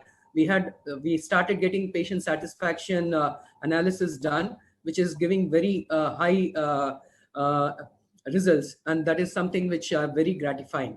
So I stop here and I thank entire team, entire consultants, entire secretaries who had could cooperate and get things done in very short time. Thank you all for your patient listening. Thank you very much, Dr. Sudhir. I think it was an excellent presentation. We go on to the next speaker, that is Dr. SPS Garewal from Chandigarh, Garewal Eye Institute. So welcome, Dr. Garewal. We'll wish to have a peep into your experience, as also what the future holds for tele-ophthalmology. Thank you, Michael, and thanks to AIOS for organizing this, giving me a time in it. And I think there's excellent thoughts coming from all of us. Can you see my screen, please? Your screen is visible. Is it visible? Yes, yeah, sir. everything is good. Please proceed. Okay. So I'll be dividing my presentation into two parts. The first part is where we are at GEI. And the second part will be the potential and the pitfalls. Now, the flow that we have at GI is that the patient registers online, goes to the website, and this is the interface where he is asked the option whether he is a new patient or old patient. If he's new, then he writes his name and a contact phone number. And once the phone number is written, then OTP goes to the patient. He has to confirm the OTP. And after that, he's the email address, and then the email address is confirmed in the background. And then is the payment gateway where the patient makes the payment. And after the patient payment is made, the patient gets ID number, and then he has the consent form online, which he'll be filling the consent form, and a brief history sheet that he'll be filling online. And then if he has any pictures and taken any pictures, that will be uploaded. Now, all this is completed, and then the patient presses the submit button. And after that, SMS, confirmation SMS goes to the patient that he has been registered, and this carries on the instructions. And also SMS goes to the concerned consultant, which mentions the ID number, which will be confirmed with the patient. And also after that, the doctor will be contacting the patient, talking to the patient, and also have access to all the information which has been there on the website. And the doctor will be able to see this, and then the Skype or any other video call, talk to the patient, any other symptoms to be elicited, review the images which are there, and then make a provisional diagnosis, which is documented onto the website, and prepare a prescription and send the prescription by email or send briefly as SMS. And then finally, whatever has happened, it'll be saved and then printed, and then it is attached to the patient's file. And all these are the different steps where the patient has to go through for the teleconsultation. These are the brief American Academy of Ophthalmology checklist that one can go through and see what are the recommendations in that. And each of these patients will have a free visit, physical visit, as early as possible and convenient for the patient. So they pay for the teleconsultation, but then they will not be paying for the next visit when they come to us. Now, this is briefly how we are planning it. Part of it is implemented. Now, the second is the few of my thoughts about the telemedicine. One question is, what about the small practices? And my take on that is that the small practices have more personal relationship with the patients. They are easily accessible. Many of the patients will have a mobile number or a phone where they can easily contact the doctors. And these are the ones where it is the telephone medicine. And I feel that they are more easily accessible to their patients in their feeding area than much bigger hospitals which have bigger things too. Now, what we want to accomplish, what is the objective of the whole telemedicine? Now, this is something each one of us has to think from our own angle, from our clinic's angle, from our perspective, that for me, what are the objectives of embracing this technology? That is very, very important, because again, the implementation, the use will vary from doctor to doctor. Is it just for revenue that in these corona times, are we looking at generating some revenue for this? Will it replace the regular visits in times to come? Or is it just a stopgate arrangement for the next couple of weeks, and then once everything is done, we forget about the telemedicine? Legal liabilities are a major issue, and honestly, we do not have a clear answer as yet. IT and cybersecurity considerations are very important. And in the past, some of the platforms that came on telemedicine have been recalled. So there is that issue also in this. Now, one good business model is the second opinion. Now, second opinion, I mean, is where a patient wants to have a consultation. He has already shown it somewhere else. He already has all the reports with him. And these are the situations where patient may avoid a physical follow-up, and all the images and reports are uploaded into the website, and the doctor can give a consultation. This is something which I see may last for a longer time after the COVID is also over. Now, one important thing that we all have to look at is the chair time. We always talk about the chair time. Now, telemedicine, as Ritika had also mentioned, telemedicine will require much more time per patient. Can we, the ophthalmologist, afford that much time from our busy practice? When the clinics open, will we have time to spare for telemedicine? Or are you ready to sacrifice your personal time if you are too busy in your working hours? Now, these are some of the questions which each one of have to answer, and each one of will have a different answer to this question. And that is, again, will decide what objective is for going into the telemedicine. Now, is it a business model? Is it a good business model? I feel the cost of running telemedicine will not be offset by the revenue generated from it. Our current business model of practice is based on patients coming to our facility, getting the treatment, and responding to the treatment. And let it not be dismantled in times to come. We are, as such, a vulnerable profession. I must compliment the Shankar Nethralaya and LVPI model. These are excellent models, and they have everything under their control. And this is very, very important. And this is what I'll strongly recommend to everyone who want to go in for telemedicine. Please have everything under your control. Giving control to the third party will not be a good approach in the long run. Otherwise, finally, the control may go to companies like Amazon, Google, Facebook. They will set up virtual kiosks for pictures, for OCT, for refraction, and they'll have the algorithms which will decide which patient to go where. They will charge from the patient and pay only a part of it to you. The short-term gains may be long-term loss. And already we know that Lenskart Practo have already an evaluation which is much more than many of us. But it should be just an additional facility which should be available to our patients. without impinging upon the time and resources of our current physical visit model. Now is the AI. Now we are all hearing about the AI a lot these days. I hope that we all understand what all this is. My thoughts are that AI with telemedicine can be a very deadly combination. An intelligent fundus camera and intelligent OCT are not far away. They already exist in the labs where they can give you a diagnosis. And similar thing for anterior segment should be available soon. Once we have enough trained data, the predictive models will be very accurate. The future is, my take on the future is that it is like a fiction science coming true. Anything that you can think or imagine at the moment will be possible in years to come. The technology will progress very rapidly. The cost will come down. So we'll be able to do much more at a much less cost. And in this situation, we need to safeguard the interests of the ophthalmologist and be at the forefront of development of telemedicine. Let no one else grab the advantages of the telemedicines from the ophthalmologist.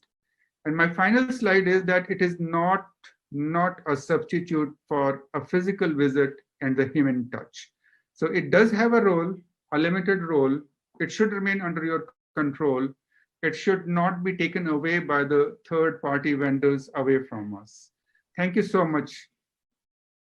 Thank you very much, Dr. Garewal. Indeed, very insightful as to what the future holds. I'm not very sure whether the big guys will not take it away from you or from us, but I think there is obviously an opportunity which one has to look at and be part of it.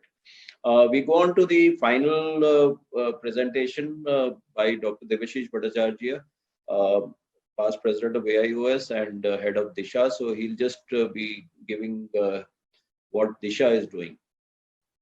And then we are open to questions. We already have close to about 150 questions. So Dr. Devashish, over to you. Yeah, are my slides visible? Yeah, everything is good. You can start. Right. Thanks, Maipal. And we just give you a brief overview of how we went around this COVID crisis. We locked down ourselves on the 21st Saturday preemptively. The state, West Bengal, locked down on 23rd from 5 p.m. and the national lockdown came on 24th, 12 midnight onwards. Well, the overall workload that we have is about 4,500 patients per day and 450 surgeries. And we have this running on an 80% appointment basis. So it's across our 15 centers. So first thing, we converted all our appointment section to work from home. So we use the AMIO platform. So this, our 30 callers could take these calls from home. Then a list of the surgeries to be done with their EMR and the tests included were forwarded to the respective consultants. Then the job was to postpone 3,000 surgeries based on the feedback from the consultants, because they had to decide which was a surgery which is an emergency and which were not, and also an appointments like follow-ups and something of the sorts. So they had to sort this out. We left it to the consultants and they did a fantastic job of it. And then the callers went around cancelling them with attending all the queries as was possible on the day. And then we, if there were any medical points around that, so they were forwarded and free to call the consultants back. The consultants themselves talked to the patients which required immediate intervention if there were any emergency. So generally we take around 3,000 calls, but immediate post-lockdown, there was a huge outburst. We could not take a lot of calls, but over time the calls came down and now for the last 10 days, I think we are on an average 900 calls per day. So we started our chat portal on the 27th of March, seeing that it's a 21-day thing. And just to be on the telemedicine side. But yeah, I mean, so I wouldn't say that the response was huge, but our connect with our patients are pretty good, we think. We have 2 lakh followers on Facebook, and we have we also had a SMS blast. We gave about 5 lakhs blasts of our 40 lakh data bank that we have. Over this 15th day, I think what we did is, as per consultants, I mean, the list that you are seeing, we had 44 injections, 30 vitrectomies, cataract for Morgagnian cataracts or, phakomorphic glaucomas, dislocated cataracts in the anterior chamber. We had 1 case. We did 4 therapeutic penetrating keratoplasties, but we are out of tissue now and eye banking is not possible. Silicone oil removals, repairs, tarsographies. Well, these were the usual pattern. Now to tell you that the portal facilitates attachment of images and documents. It's on a Talk2 platform. This is a self-made, and the queries are read and then they are forwarded to the doctor with the EMR attached. If need be, we also upload the tests, previous tests, and the reply is forwarded to the patient. So this is the current mode of operation of our telemedicine thing. So if required, the doctor connects also personally to the patient, and just a moment, patient, and the emergency cases are asked to contact the nearest branches. I mean, our response was modest. We started maybe on 27th March, and till date, we had only 200 free online consultations. So we, of course, want to add this, and for people like general practitioners, I think we heard a lot of planning from the Sudhir and from Praveen, but and also a word of caution from Dr. Grewal. But I would say a small aggregator like we have chosen Care Clues, which is a Calcutta-based aggregator. What they charge is 1,000 rupees per year. They can just place this whole thing on your website, and it operates in the same pattern as has been told before. So they are partners with Apollo Clinic and ILS, which is a local chain of multi-speciality hospitals. So I think, for 1,000 rupees per doctor, I mean, if we can have this portal, and it can also take care of the appointment section. You need not expose your EMR also to them. I mean, all that is, they handle this part and the transaction part of it, and the rest of it, the EMR, at the teleconsultation, if the patient is an old patient, then we, our IT people can actually facilitate the previous record portion of it. So I think in this way, we can, of course, stay abreast with this, because we need to think that if Dr. Grewal is very rationally worried about the big players coming into the scene like Amazon, Google, but then we need to be on the platforms also. And as Ritika pointed out, it is a good opportunity for us in difficult times. So that's what we did in Disha. Thank you for your attention. Thank you very much, Dr. Devashish. I think that was an excellent presentation. Now we can go on to the question answer session. I think we'll have it for about half an hour. I think there are a couple of questions that have come in. I'm going from actually the initial questions that came up. There are some questions which talk about fundus photography. How do you check pressures? How do you check vision, etc.? Can you have a drone slit lamp?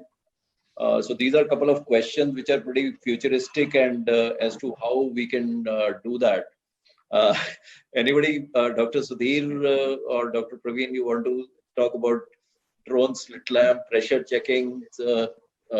Drone slit lamp is in the context of social distancing. So Dr. Gaurav Luthra suggested that if you're using it, can you use some model like this in your own OPD so that you don't come in contact with the patient too much? Anybody has? Dr. Praveen, Sudhir, Dr. Praveen? Regarding the visuality, I think as I discussed, there are plenty of apps which we can guide the patient and take a vision and slit lamp. But the fundus photography and the drones are maybe good at the clinics, but we are now talking about something what we can do at home. So at home, it's not. Absolutely, we cannot do anything at this current scenario. Yeah, so Gaurav is wanting to find out how to check the pressures at home. So I really don't know. Yeah, for the benefit of the audience, I think there's certain things which are under trial. That includes an implantable device in patients who do have glaucoma. And if you implant that tiny pellet through the Bluetooth, you can actually monitor the IOP up to 80 times a day. So this is the future. And they're also looking at IOL versions, which actually click a photograph of the fundus. So these are both products which are futuristic, but they are actually under trial and they have been implanted in animal eyes.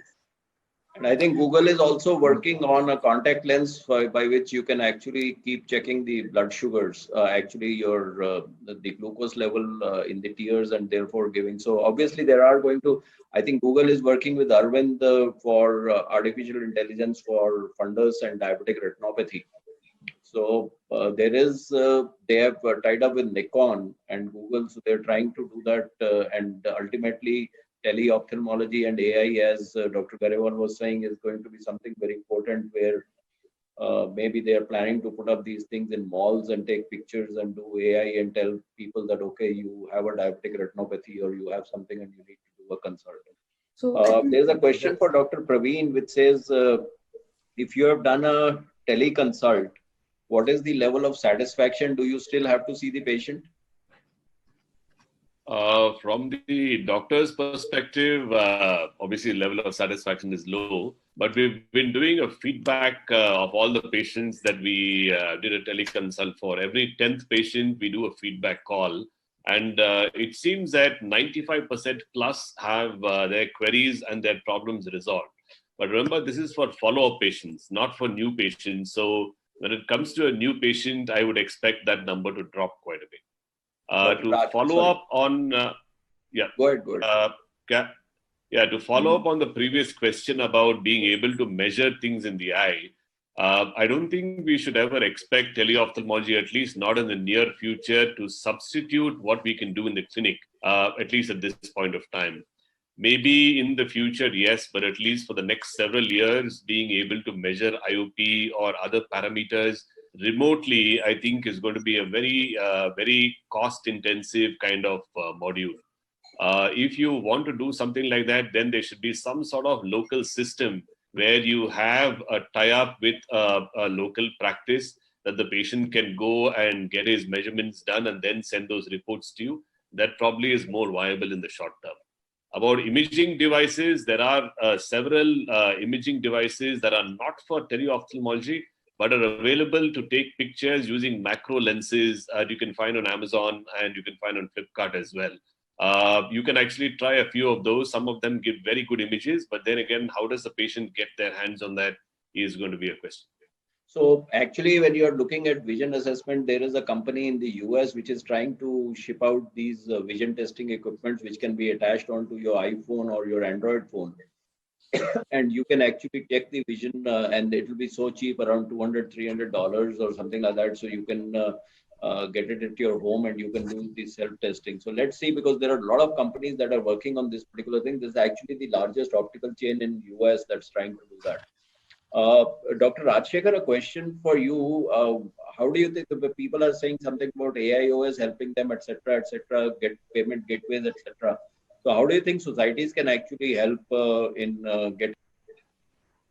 In telemedicine, I feel societies have a larger role to play at this point of time because it's a change that's happening. And during this change, there are a lot of small practices which are unlike LVPI or Shankara or Disha, where a lot of money can be put into IT infrastructure. So societies can educate people about how telemedicine is, and then also about the types of telemedicine. It's not just that you give the entire prescription; it could be both the patient and the doctor. Both are outside the hospital. Sometimes what we are talking in terms of tertiary center taking the secondary and primary center, there the doctor is in the hospital and patient is somewhere else. And there is one more model where patient is in the hospital and doctor is away, where it can be transferred. And again, we are very effectively using the chair time issue came here. The chair time in terms of face to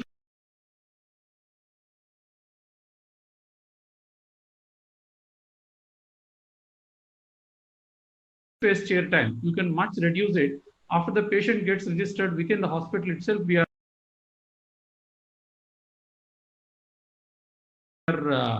doing a video call with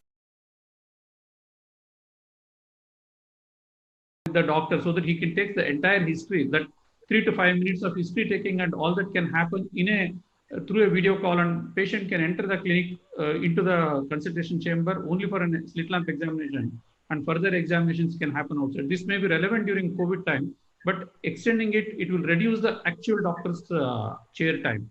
And with regard to societies, since there are a lot of platforms available for each clinician, it becomes difficult to choose which is right. So societies can evaluate, negotiate with them, price it them, and then bring it to the society. At taking a cue from all of you at AIOS, at Karnataka Ophthalmic Society, we did a small exercise on that. We evaluated a lot of platforms, and now we have zeroed in on one. And he is providing for the entire KOS members, the 2,500 members, this platform, which is more doctor-centric. Like, it's a doctor has the application on his mobile, and he will send out a link to the patient, and he will also send out a code. That patient registers that code, and the application gets loaded in the patient's app, and that patient is able to get connected to the doctor through a appointment, payment for the appointment, as well as a consultation on the system. And this also can be registered with the existing softwares that they have. The society at large is doing this kind of a negotiation, choosing in on, educating and taking them along. And going forward, sir, at AOS level, Dr. Vaipal, you will have a huge role to play, because a lot of legal issues will come. Using this window, at least now, many circulars that come out from Karnataka government, it's saying telemedicine, we want doctors to enroll for telemedicine. So people have opened up their mind to this telemedicine, which was earlier saying that no to telemedicine, and a lot of ifs and buts. Using this window, we should bring in good legislation where it's pro-doctor, pro-patient, as well as it finds its own place in the coming days, so that we can leverage this technology wherein we can take the best of both worlds to the patients and to the ophthalmologists as well. Yeah, I think I guess that's one reason. Sorry, yeah, that's Rajesh, one reason why there are so many questions on legal issues.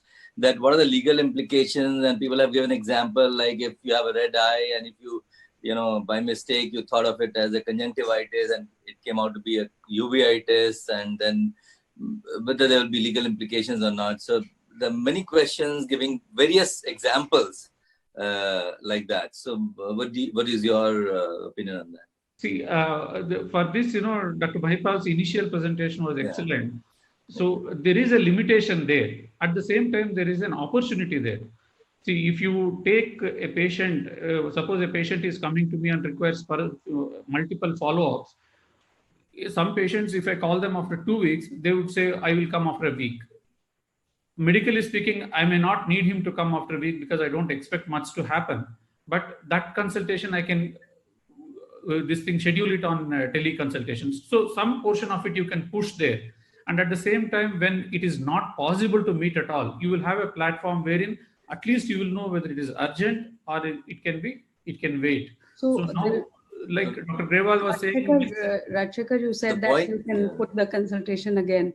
So there are multiple people who've asked this, that suppose there is a teleconsultation or you advise somebody on telemedicine and the patient is not satisfied and you call him for a physical consultation. So would you charge face-to-face consultation? Would you charge again to this patient, or would your charge vary as opposed to when the person comes to you, as a first point of contact with face-to-face consultation?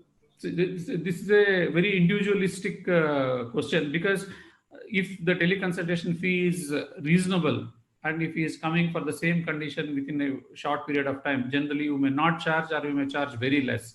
But again, if it's different, so there is no hard and fast rule here. Depending on an institution, they can take that call. I think Dr. Garewal said he doesn't charge. Another thing, Maipal, 23rd March was Yes. celebrated as the Telemedicine Day. President AIOS, you must take it into account, and hit when the iron is hot. So all these medical legal issues, and that's why actually we really one, of course, because we wanted to get out and be connected with our patients. The second thing is it is a good starting point. Somewhere it happens like this, that unless there is a need, an invention or a new area doesn't get exposed. So yeah, I think I fully agree with you. The COVID has actually brought the thought process away from this. Like even the Supreme Court is now doing their hearing by video conferences, etc. I think things will change. Work from home will continue for some more time, I'm sure, whether there's a lockdown or not. But I think the thing is that there is going to be a lot of distancing that is still going to be continuing. So I think these things have to be brought into practice sooner or later. The only thing is that the mindset has changed now. So, sir, similar questions are there, that will the MCI guidelines change after the COVID? And is HIPA certification required for this? Or whatever. They have said that you have to do an online course, so I don't think they are still ready to do that online course. So once they do that, I think that should be a kind of a easy thing for all of us to do. But the guidelines are there for good. I don't think they will change because they're reasonably all right. Sorry? The guidelines are very friendly also. Yeah. Legal issues, because medical legal issues will either also be there. And Dr. Rajshekar said that it's an excellent opportunity where we can actually call the patient to come over to the clinic. Like see, even in the post-COVID days, as Maipal was saying, we need to maintain social distancing. So any practitioner would be seeing much less patients in the clinic. And, this is the new normal that's going to happen for at least God knows what amount of time. So, I mean, this tele thing should be on. I mean, I would feel that most practitioners should start thinking. On your laptops, they have email and they have mobile numbers and they have smartphones. Sudhir wants to say something on that. So, I think, Rajesh, we are underestimating your Kamwala is, or your Dudwala is more, they distribute the dabbas with their smartphones and things like that. So I think let us not underestimate. I think that's what. Go to Amazon and Flipkart and buy a lot of things. Yeah. Dr. Sudhir, you were wanting to say something. So we had, as I said, a few of the cases where we could not get connected with some of the patient when we send an SMS, but we could connect them when we tried calling through an automated calling or through the secretary, and the patient were very happy. They were in villages. They got operated and they've gone back to village. They didn't know what to do. I think we need to look into all options. And since you have EMR in front of you, we have already opened up, still we can connect. So we need to actually look into every option. So going back to post-COVID era, I think we have greater role teleconsultations for these kind of patients, because most of them cannot come back because they come to a tertiary care center, get operated, and they go back. But we need to follow them. So like patients with PK,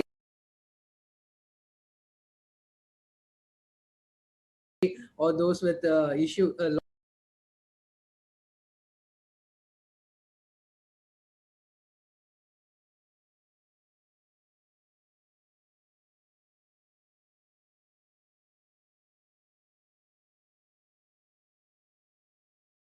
long chronic conditions, I think we can have a regular follow-up with them. They will be happy to get connected, and we can also be comfortable with the follow-ups. I think there are a lot of opportunities on teleconsultations. So questions for three of you. I think Dr. Ritika, Devashish, and Sudhir.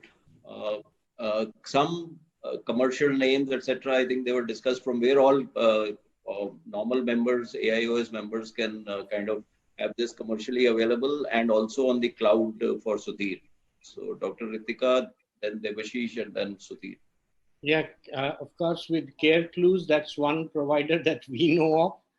He was with Practo, he was in a senior position. So we can just connect with me. I have no financial interest. I can connect it with Care Clues, or they can go to their website, careclues.com. Okay. Dr. Ritika? Ritika, there are a lot of questions for you, and I think Ritika's Yes, talk we can. I can. Okay. We'll record your talk and upload it when we upload the final video and the audio, so that the audio is clear. So you'll have to do it once again for us. Record it. A lot of people are wanting to know whether the presentations will be uploaded on the website. So yes. So Ritika's, we will have it recorded and then upload it again. So as regards most of the platforms, I think they are regional representatives in all the metros. And if you would like, I can ask the official, the headquarters to share a contact for all AIOS members. I can coordinate that if AIOS would like to. Then at a society level or at a personal level, you are free to engage with them.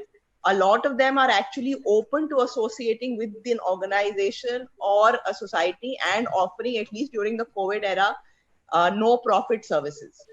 So there is a great social awareness among them also, and they're also trying to participate in a proactive.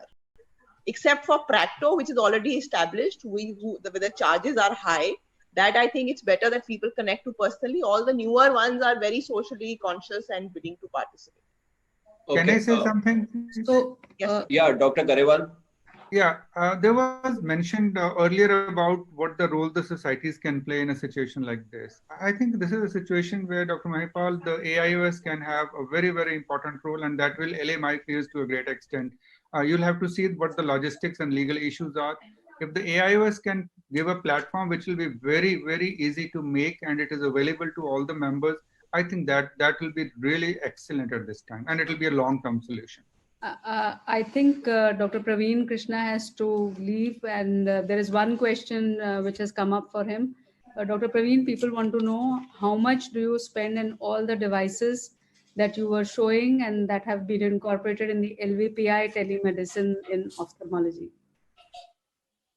Well, all those devices are developed in-house. So I do not know the exact amount of cost that's gone into the development, but the goal is to have them available for use as low-cost devices. So eventually, the goal is to be able to have as many people access them as possible in the future. So whatever the cost will be in the future, we have not thought about that, we have not set that. It will be very affordable and accessible to the majority of people. Okay. Thank you, Praveen. Dr. Rajshekhar, you want to say something? Sudhir, go ahead first. Yeah. So going back to the previous question, AOS had like almost 10 years back, there was a technology committee who reviewed all the EMRs one by one, and they put it up in their website, which are the EMRs which they have evaluated and what are the pros and cons of each one of them. Going forward, I would suggest there should be a technology committee who can audit all these platforms which are available, and they can post it on. So I was actually part of the EMR guidelines committee for the government of India, and we had come out with a guidelines. Unfortunately, they are not implemented in full swing. I think like NABH all EMRs has to be audited, like even in US and all, they have to be audited and then be released. Like the consent, medical legal issues, all these are security issues, all that needs to be taken care. So we need to have a committee who can really audit each of them and then come out with some process where we can shortlist some of them. Yeah, thank you very much, Sudhir. I think you just preempted. I think by the next week, these committees are going to be out, and there is an EMR committee that is very much in going to be in place. Apart from this telemedicine, I had not thought about it that aggressively, but we were looking at an EMR that a normal AIOS member can actually use in their clinics. So I think we can expand the scope onto telemedicine also, and we'll surely put you on the committee. That's for sure. Thank you. And I think Rajshekhar, you wanted to say something? Sir, here, sir, since it's a new thing, among the colleagues, there has to be a better acceptance of telemedicine. Most of the times, these medical legal issues come because one says, "Oh, was it done on telemedicine? That's why you missed this. That happened like that." That kind of a talk should not happen among ophthalmologists, because we should respect whoever has done that. He has done with the full conscience that what telemedicine could offer and what it could not offer. And another ophthalmologist making a comment can cause a lot of problems. So, and hence there has to be better acceptance and awareness among colleagues. I guess consent form should have all those things included, that, you know, there are certain limitations, and I mean, it has to be formulated in such a way that in a medical legal issue, the treating physician is saved and is not into that risk. Yeah, we did circulate a consent form. Maybe we can look at it again from the AIOs did circulate. So we'll look at it again and maybe make it more comprehensive. That's it. Namrata, I think, sir, we did have a book circulated on the consent forms, and if telemedicine is going to be included, then we should, also put an alternative there, whether it's a teleconsultation or a face-to-face consultation in each of the consent forms. I guess that can be added to the book, because we had not thought of this kind of a situation. Okay, I think, should we take it on the 5-10 minutes or? I think we can take, and then we would have completed all the questions. Okay, there's a question. There are a lot of questions on refraction, on vision, etc. So the solution that I have looked at personally, these people that come and shown me, is actually also with the iPhone or with the Android, you can actually also do a refraction. So there is this thing which is pretty much, so they had a prototype, they didn't come back to me, but this is out of the Bay Area in US, that the phone is going to be used as an app, and you can, you have their just small little devices that they want to sell, as I told you, between $100 to $200. And you can check the entire family's refraction, etc. How accurate it is, that's the test of time. That's why they wanted to collaborate with us. But then all that I'm trying to say is there is a lot of thought that is happening in this, that you can have home refraction testing that can be done. And I think this is coming mainly from the optical space, even in the US and in India. And vision for the illiterates, etc. You can do anything they have for kids, etc. The pictorials and everything. So I think the days are not far off. I think maybe a couple of months, 1 year, 2 years, that you could get some idea of the refraction as to what the person sees better and not. Rajesh, any question? Yeah, Dr. Debashish. Yeah, one small thing that we do is at the beginning of the year or by the year end, actually we give calendars. We give 1 lakh calendars to our patients. And on the reverse of the calendar, there's a vision chart, the color vision chart and all that. So, I mean, you can also consider this token, which also helps a useful thing. Especially, you know, people keep it. So it's a 1-pager, the calendar with... there is a question for Ritika. Yeah. Ritika, what is the charge? What are these formal platforms or commercial platforms? How much do they charge for their platforms to be given to the practitioners? So there is a charge. Either if you buy the whole product, that is the most expensive bit. Otherwise, the charge can be per call. Practo charges the highest, about 15% of the consultation fee or 100 rupees, whichever is maximum, 15% plus GST, and one teleconsult lasts for 15 minutes.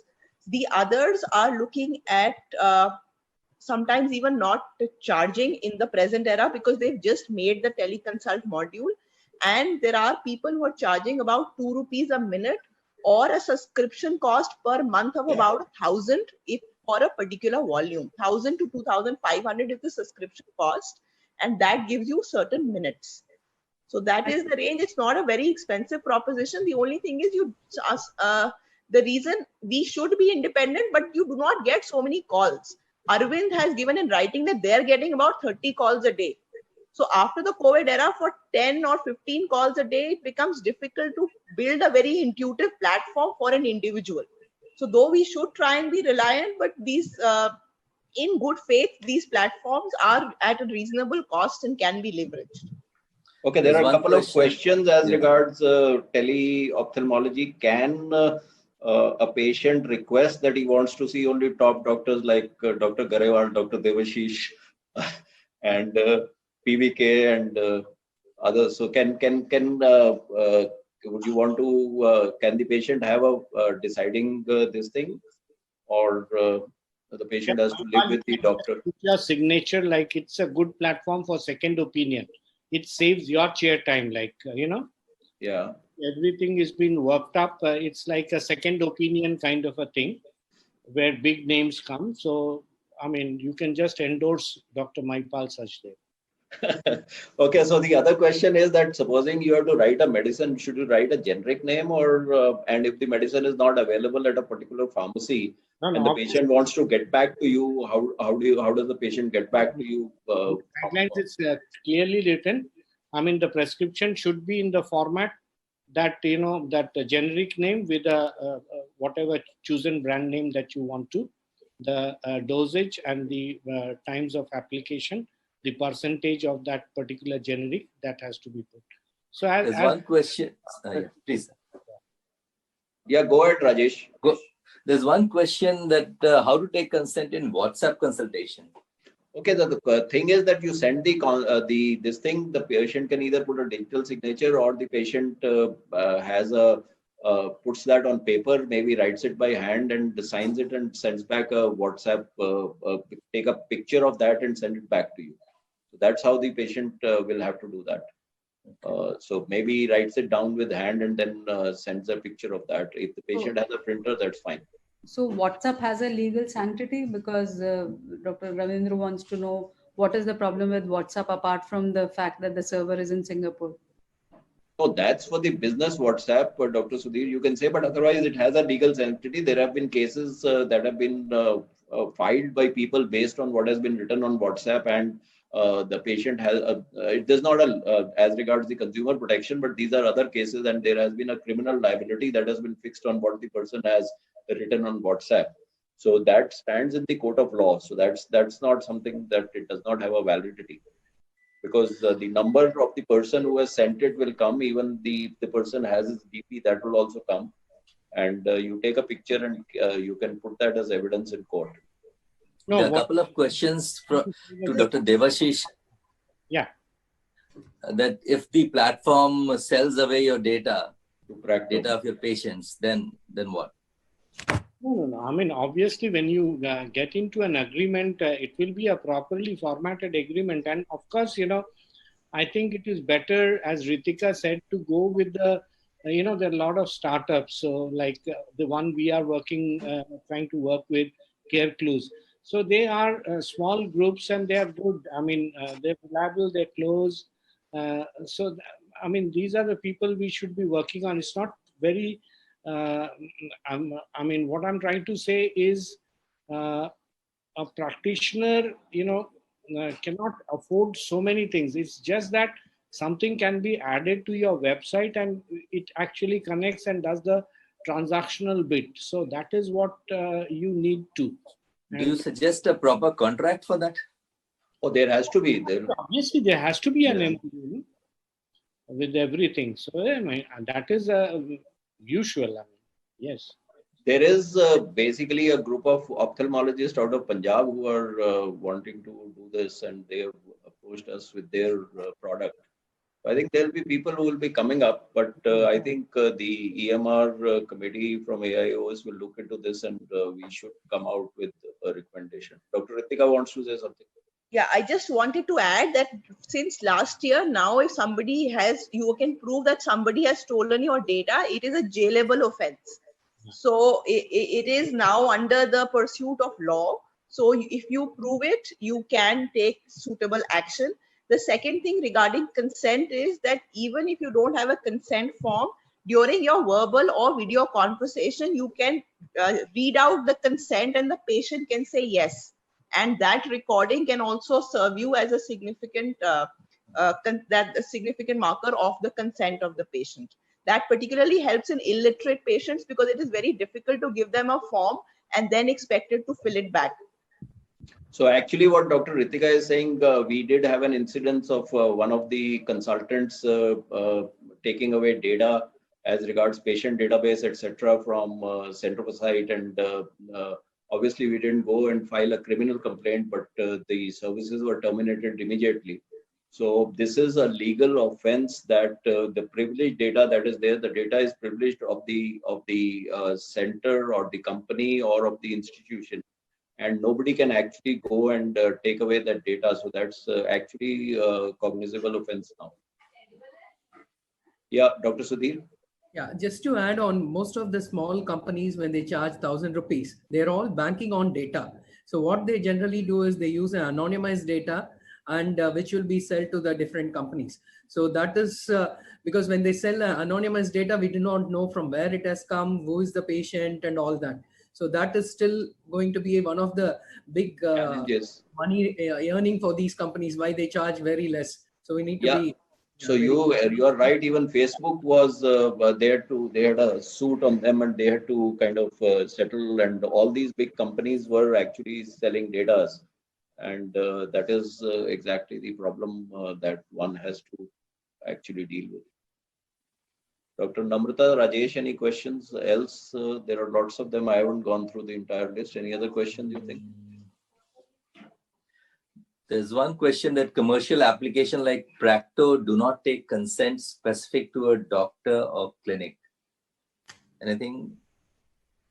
No, Practo is an aggregator platform, basically Practo promotes you, like it solicits you as a practitioner. So essentially, as Ritika was saying, there people go to Practo and don't go to actually Rajesh Sinha. Here we are talking of a situation where patients would go to Center for Sight or Disha or to Dr. Rajesh Sinha. That is the question here. So question for you, Dr. Rajesh and Dr. Namrata, when do you think government institutions will think of doing telemedicine and getting onto EMRs? So I think, sir, at AIIMS, we are already, the main AIIMS department is already full-fledged into telemedicine, and even ophthalmology is getting into it.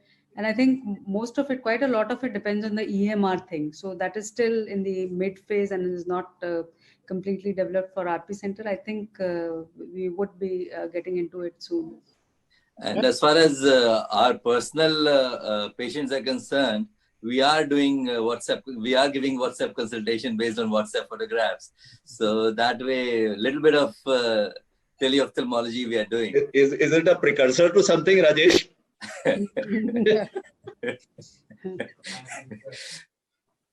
So, anyway, I think should we sum it up? I'll just ask all the speakers and the panelists to just give a 30-second or a 45-second summing up. Dr. Praveen, let's start with you. Anything specific, one or two points you wish to highlight again? I just want to leave with the message that at this point of time, telemedicine is not a substitute for an in-clinic visit. I think we need to identify the patients that we can actually see through telemedicine, and probably the best ones will be the ones that you've already seen in the clinic once. And if you can cut down a couple of visits for them to the hospital, that probably will be the best service at this point of time. New patients, I think we need to partner with doctors locally from where the patient is coming from and refer the patient back to ensure that you get a little more data if the patient still wants a consult with you. I think that would be my takeaway. Thank you. Dr. Sudhir? You're muted, Dr. Sudhir. Yeah. I'm sorry. I fully agree with Dr. Praveen. I think telemedicine is going to be helping us in a long run for follow-up patients who cannot travel back. And actually, it should be a part of a triage. Most of the patients doesn't know whether they fall into which category as we are practicing on specialty care. So unnecessarily, they come and get into our clinics. So I think it will be a very good opportunity to triage the patients into different specialties so then they can take care. And for second opinions, leveraging with the local ophthalmologist and optometrist will be where they can get it initial examinations, upload them, and can help them for more better advice.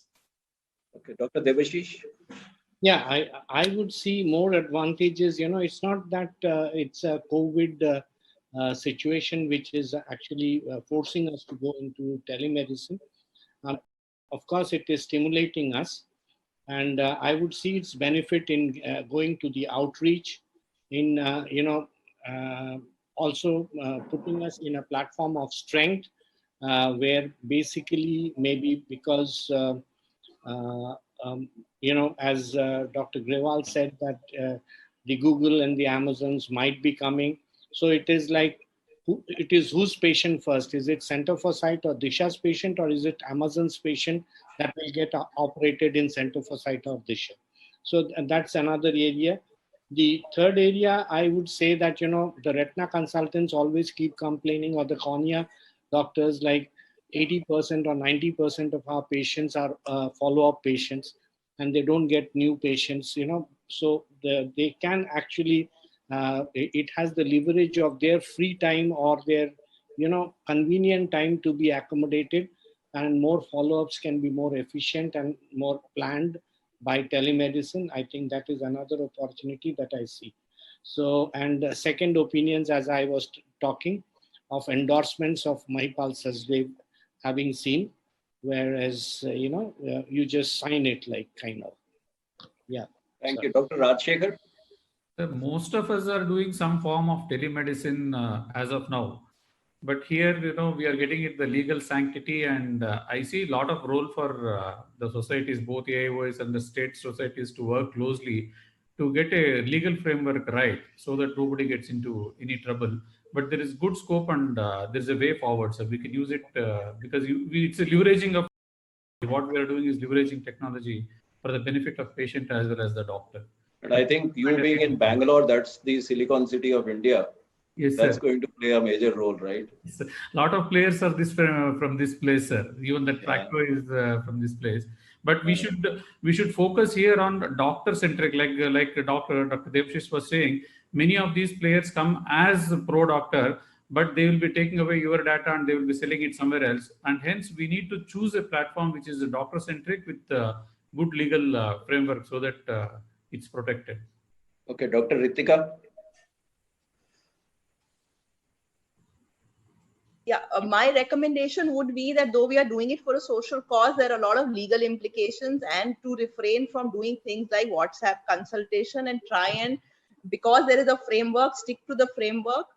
We may have an open mind or not an open mind to commercial platforms, but my honest suggestion is just speaking to the founders and seeing how their platform works gives you a great insight on what you are looking to achieve.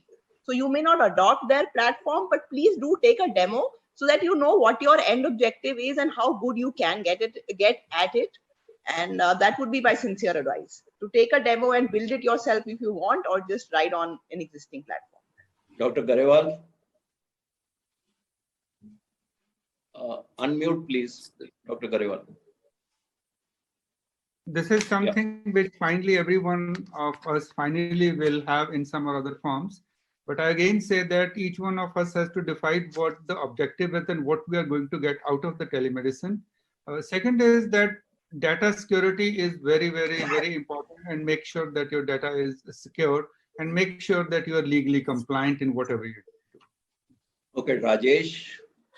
I always felt that telemedicine is a very good tool for specialties wherein, treatment is done based on reports, like say, for example, endocrinology, etc., wherein it can work as good as, seeing patients in the OPD. But yes, things have evolved in ophthalmology as well, and seeing the platform that Dr. Sudhir mentioned, Dr. Grewal mentioned, Dr. Praveen mentioned, so Dr. Devashish mentioned. So all these platforms, after seeing all these platforms, it appears that things are evolving. And as sir, you were also telling about the refraction apps that are coming up. So all these things will definitely help in reducing our load as far as our follow-ups is concerned in future, because most of the follow-ups many of these follow-ups will be shifted to the teleconsultation, and perhaps COVID has to go, so it will definitely go. Then obviously the physical consultation will come, but the follow-ups can be definitely shifted to teleconsultation, and that will reduce the load on patients, on physicians. Dr. Namrata? Sir, I will take up from where Rajesh has, ended, and that is, I do believe it has a great future, but I think with it will come another set of problems which we all should also look into: the security, the data safety, the professional indemnity, a whole lot of medical legal concerns, and of course our own peer rivalry, etc., etc. Apart from this, I do believe that as far as the small nursing homes, the solo practitioners are concerned, the government hospitals are concerned, that telemedicine still has to, it's still not there where it should be when you compare it with the corporate hospitals and bigger institutions. And when it penetrates into those areas, then, you can really say that it is there. Okay. I would just wish to say that there are several unexplored areas which would come into play.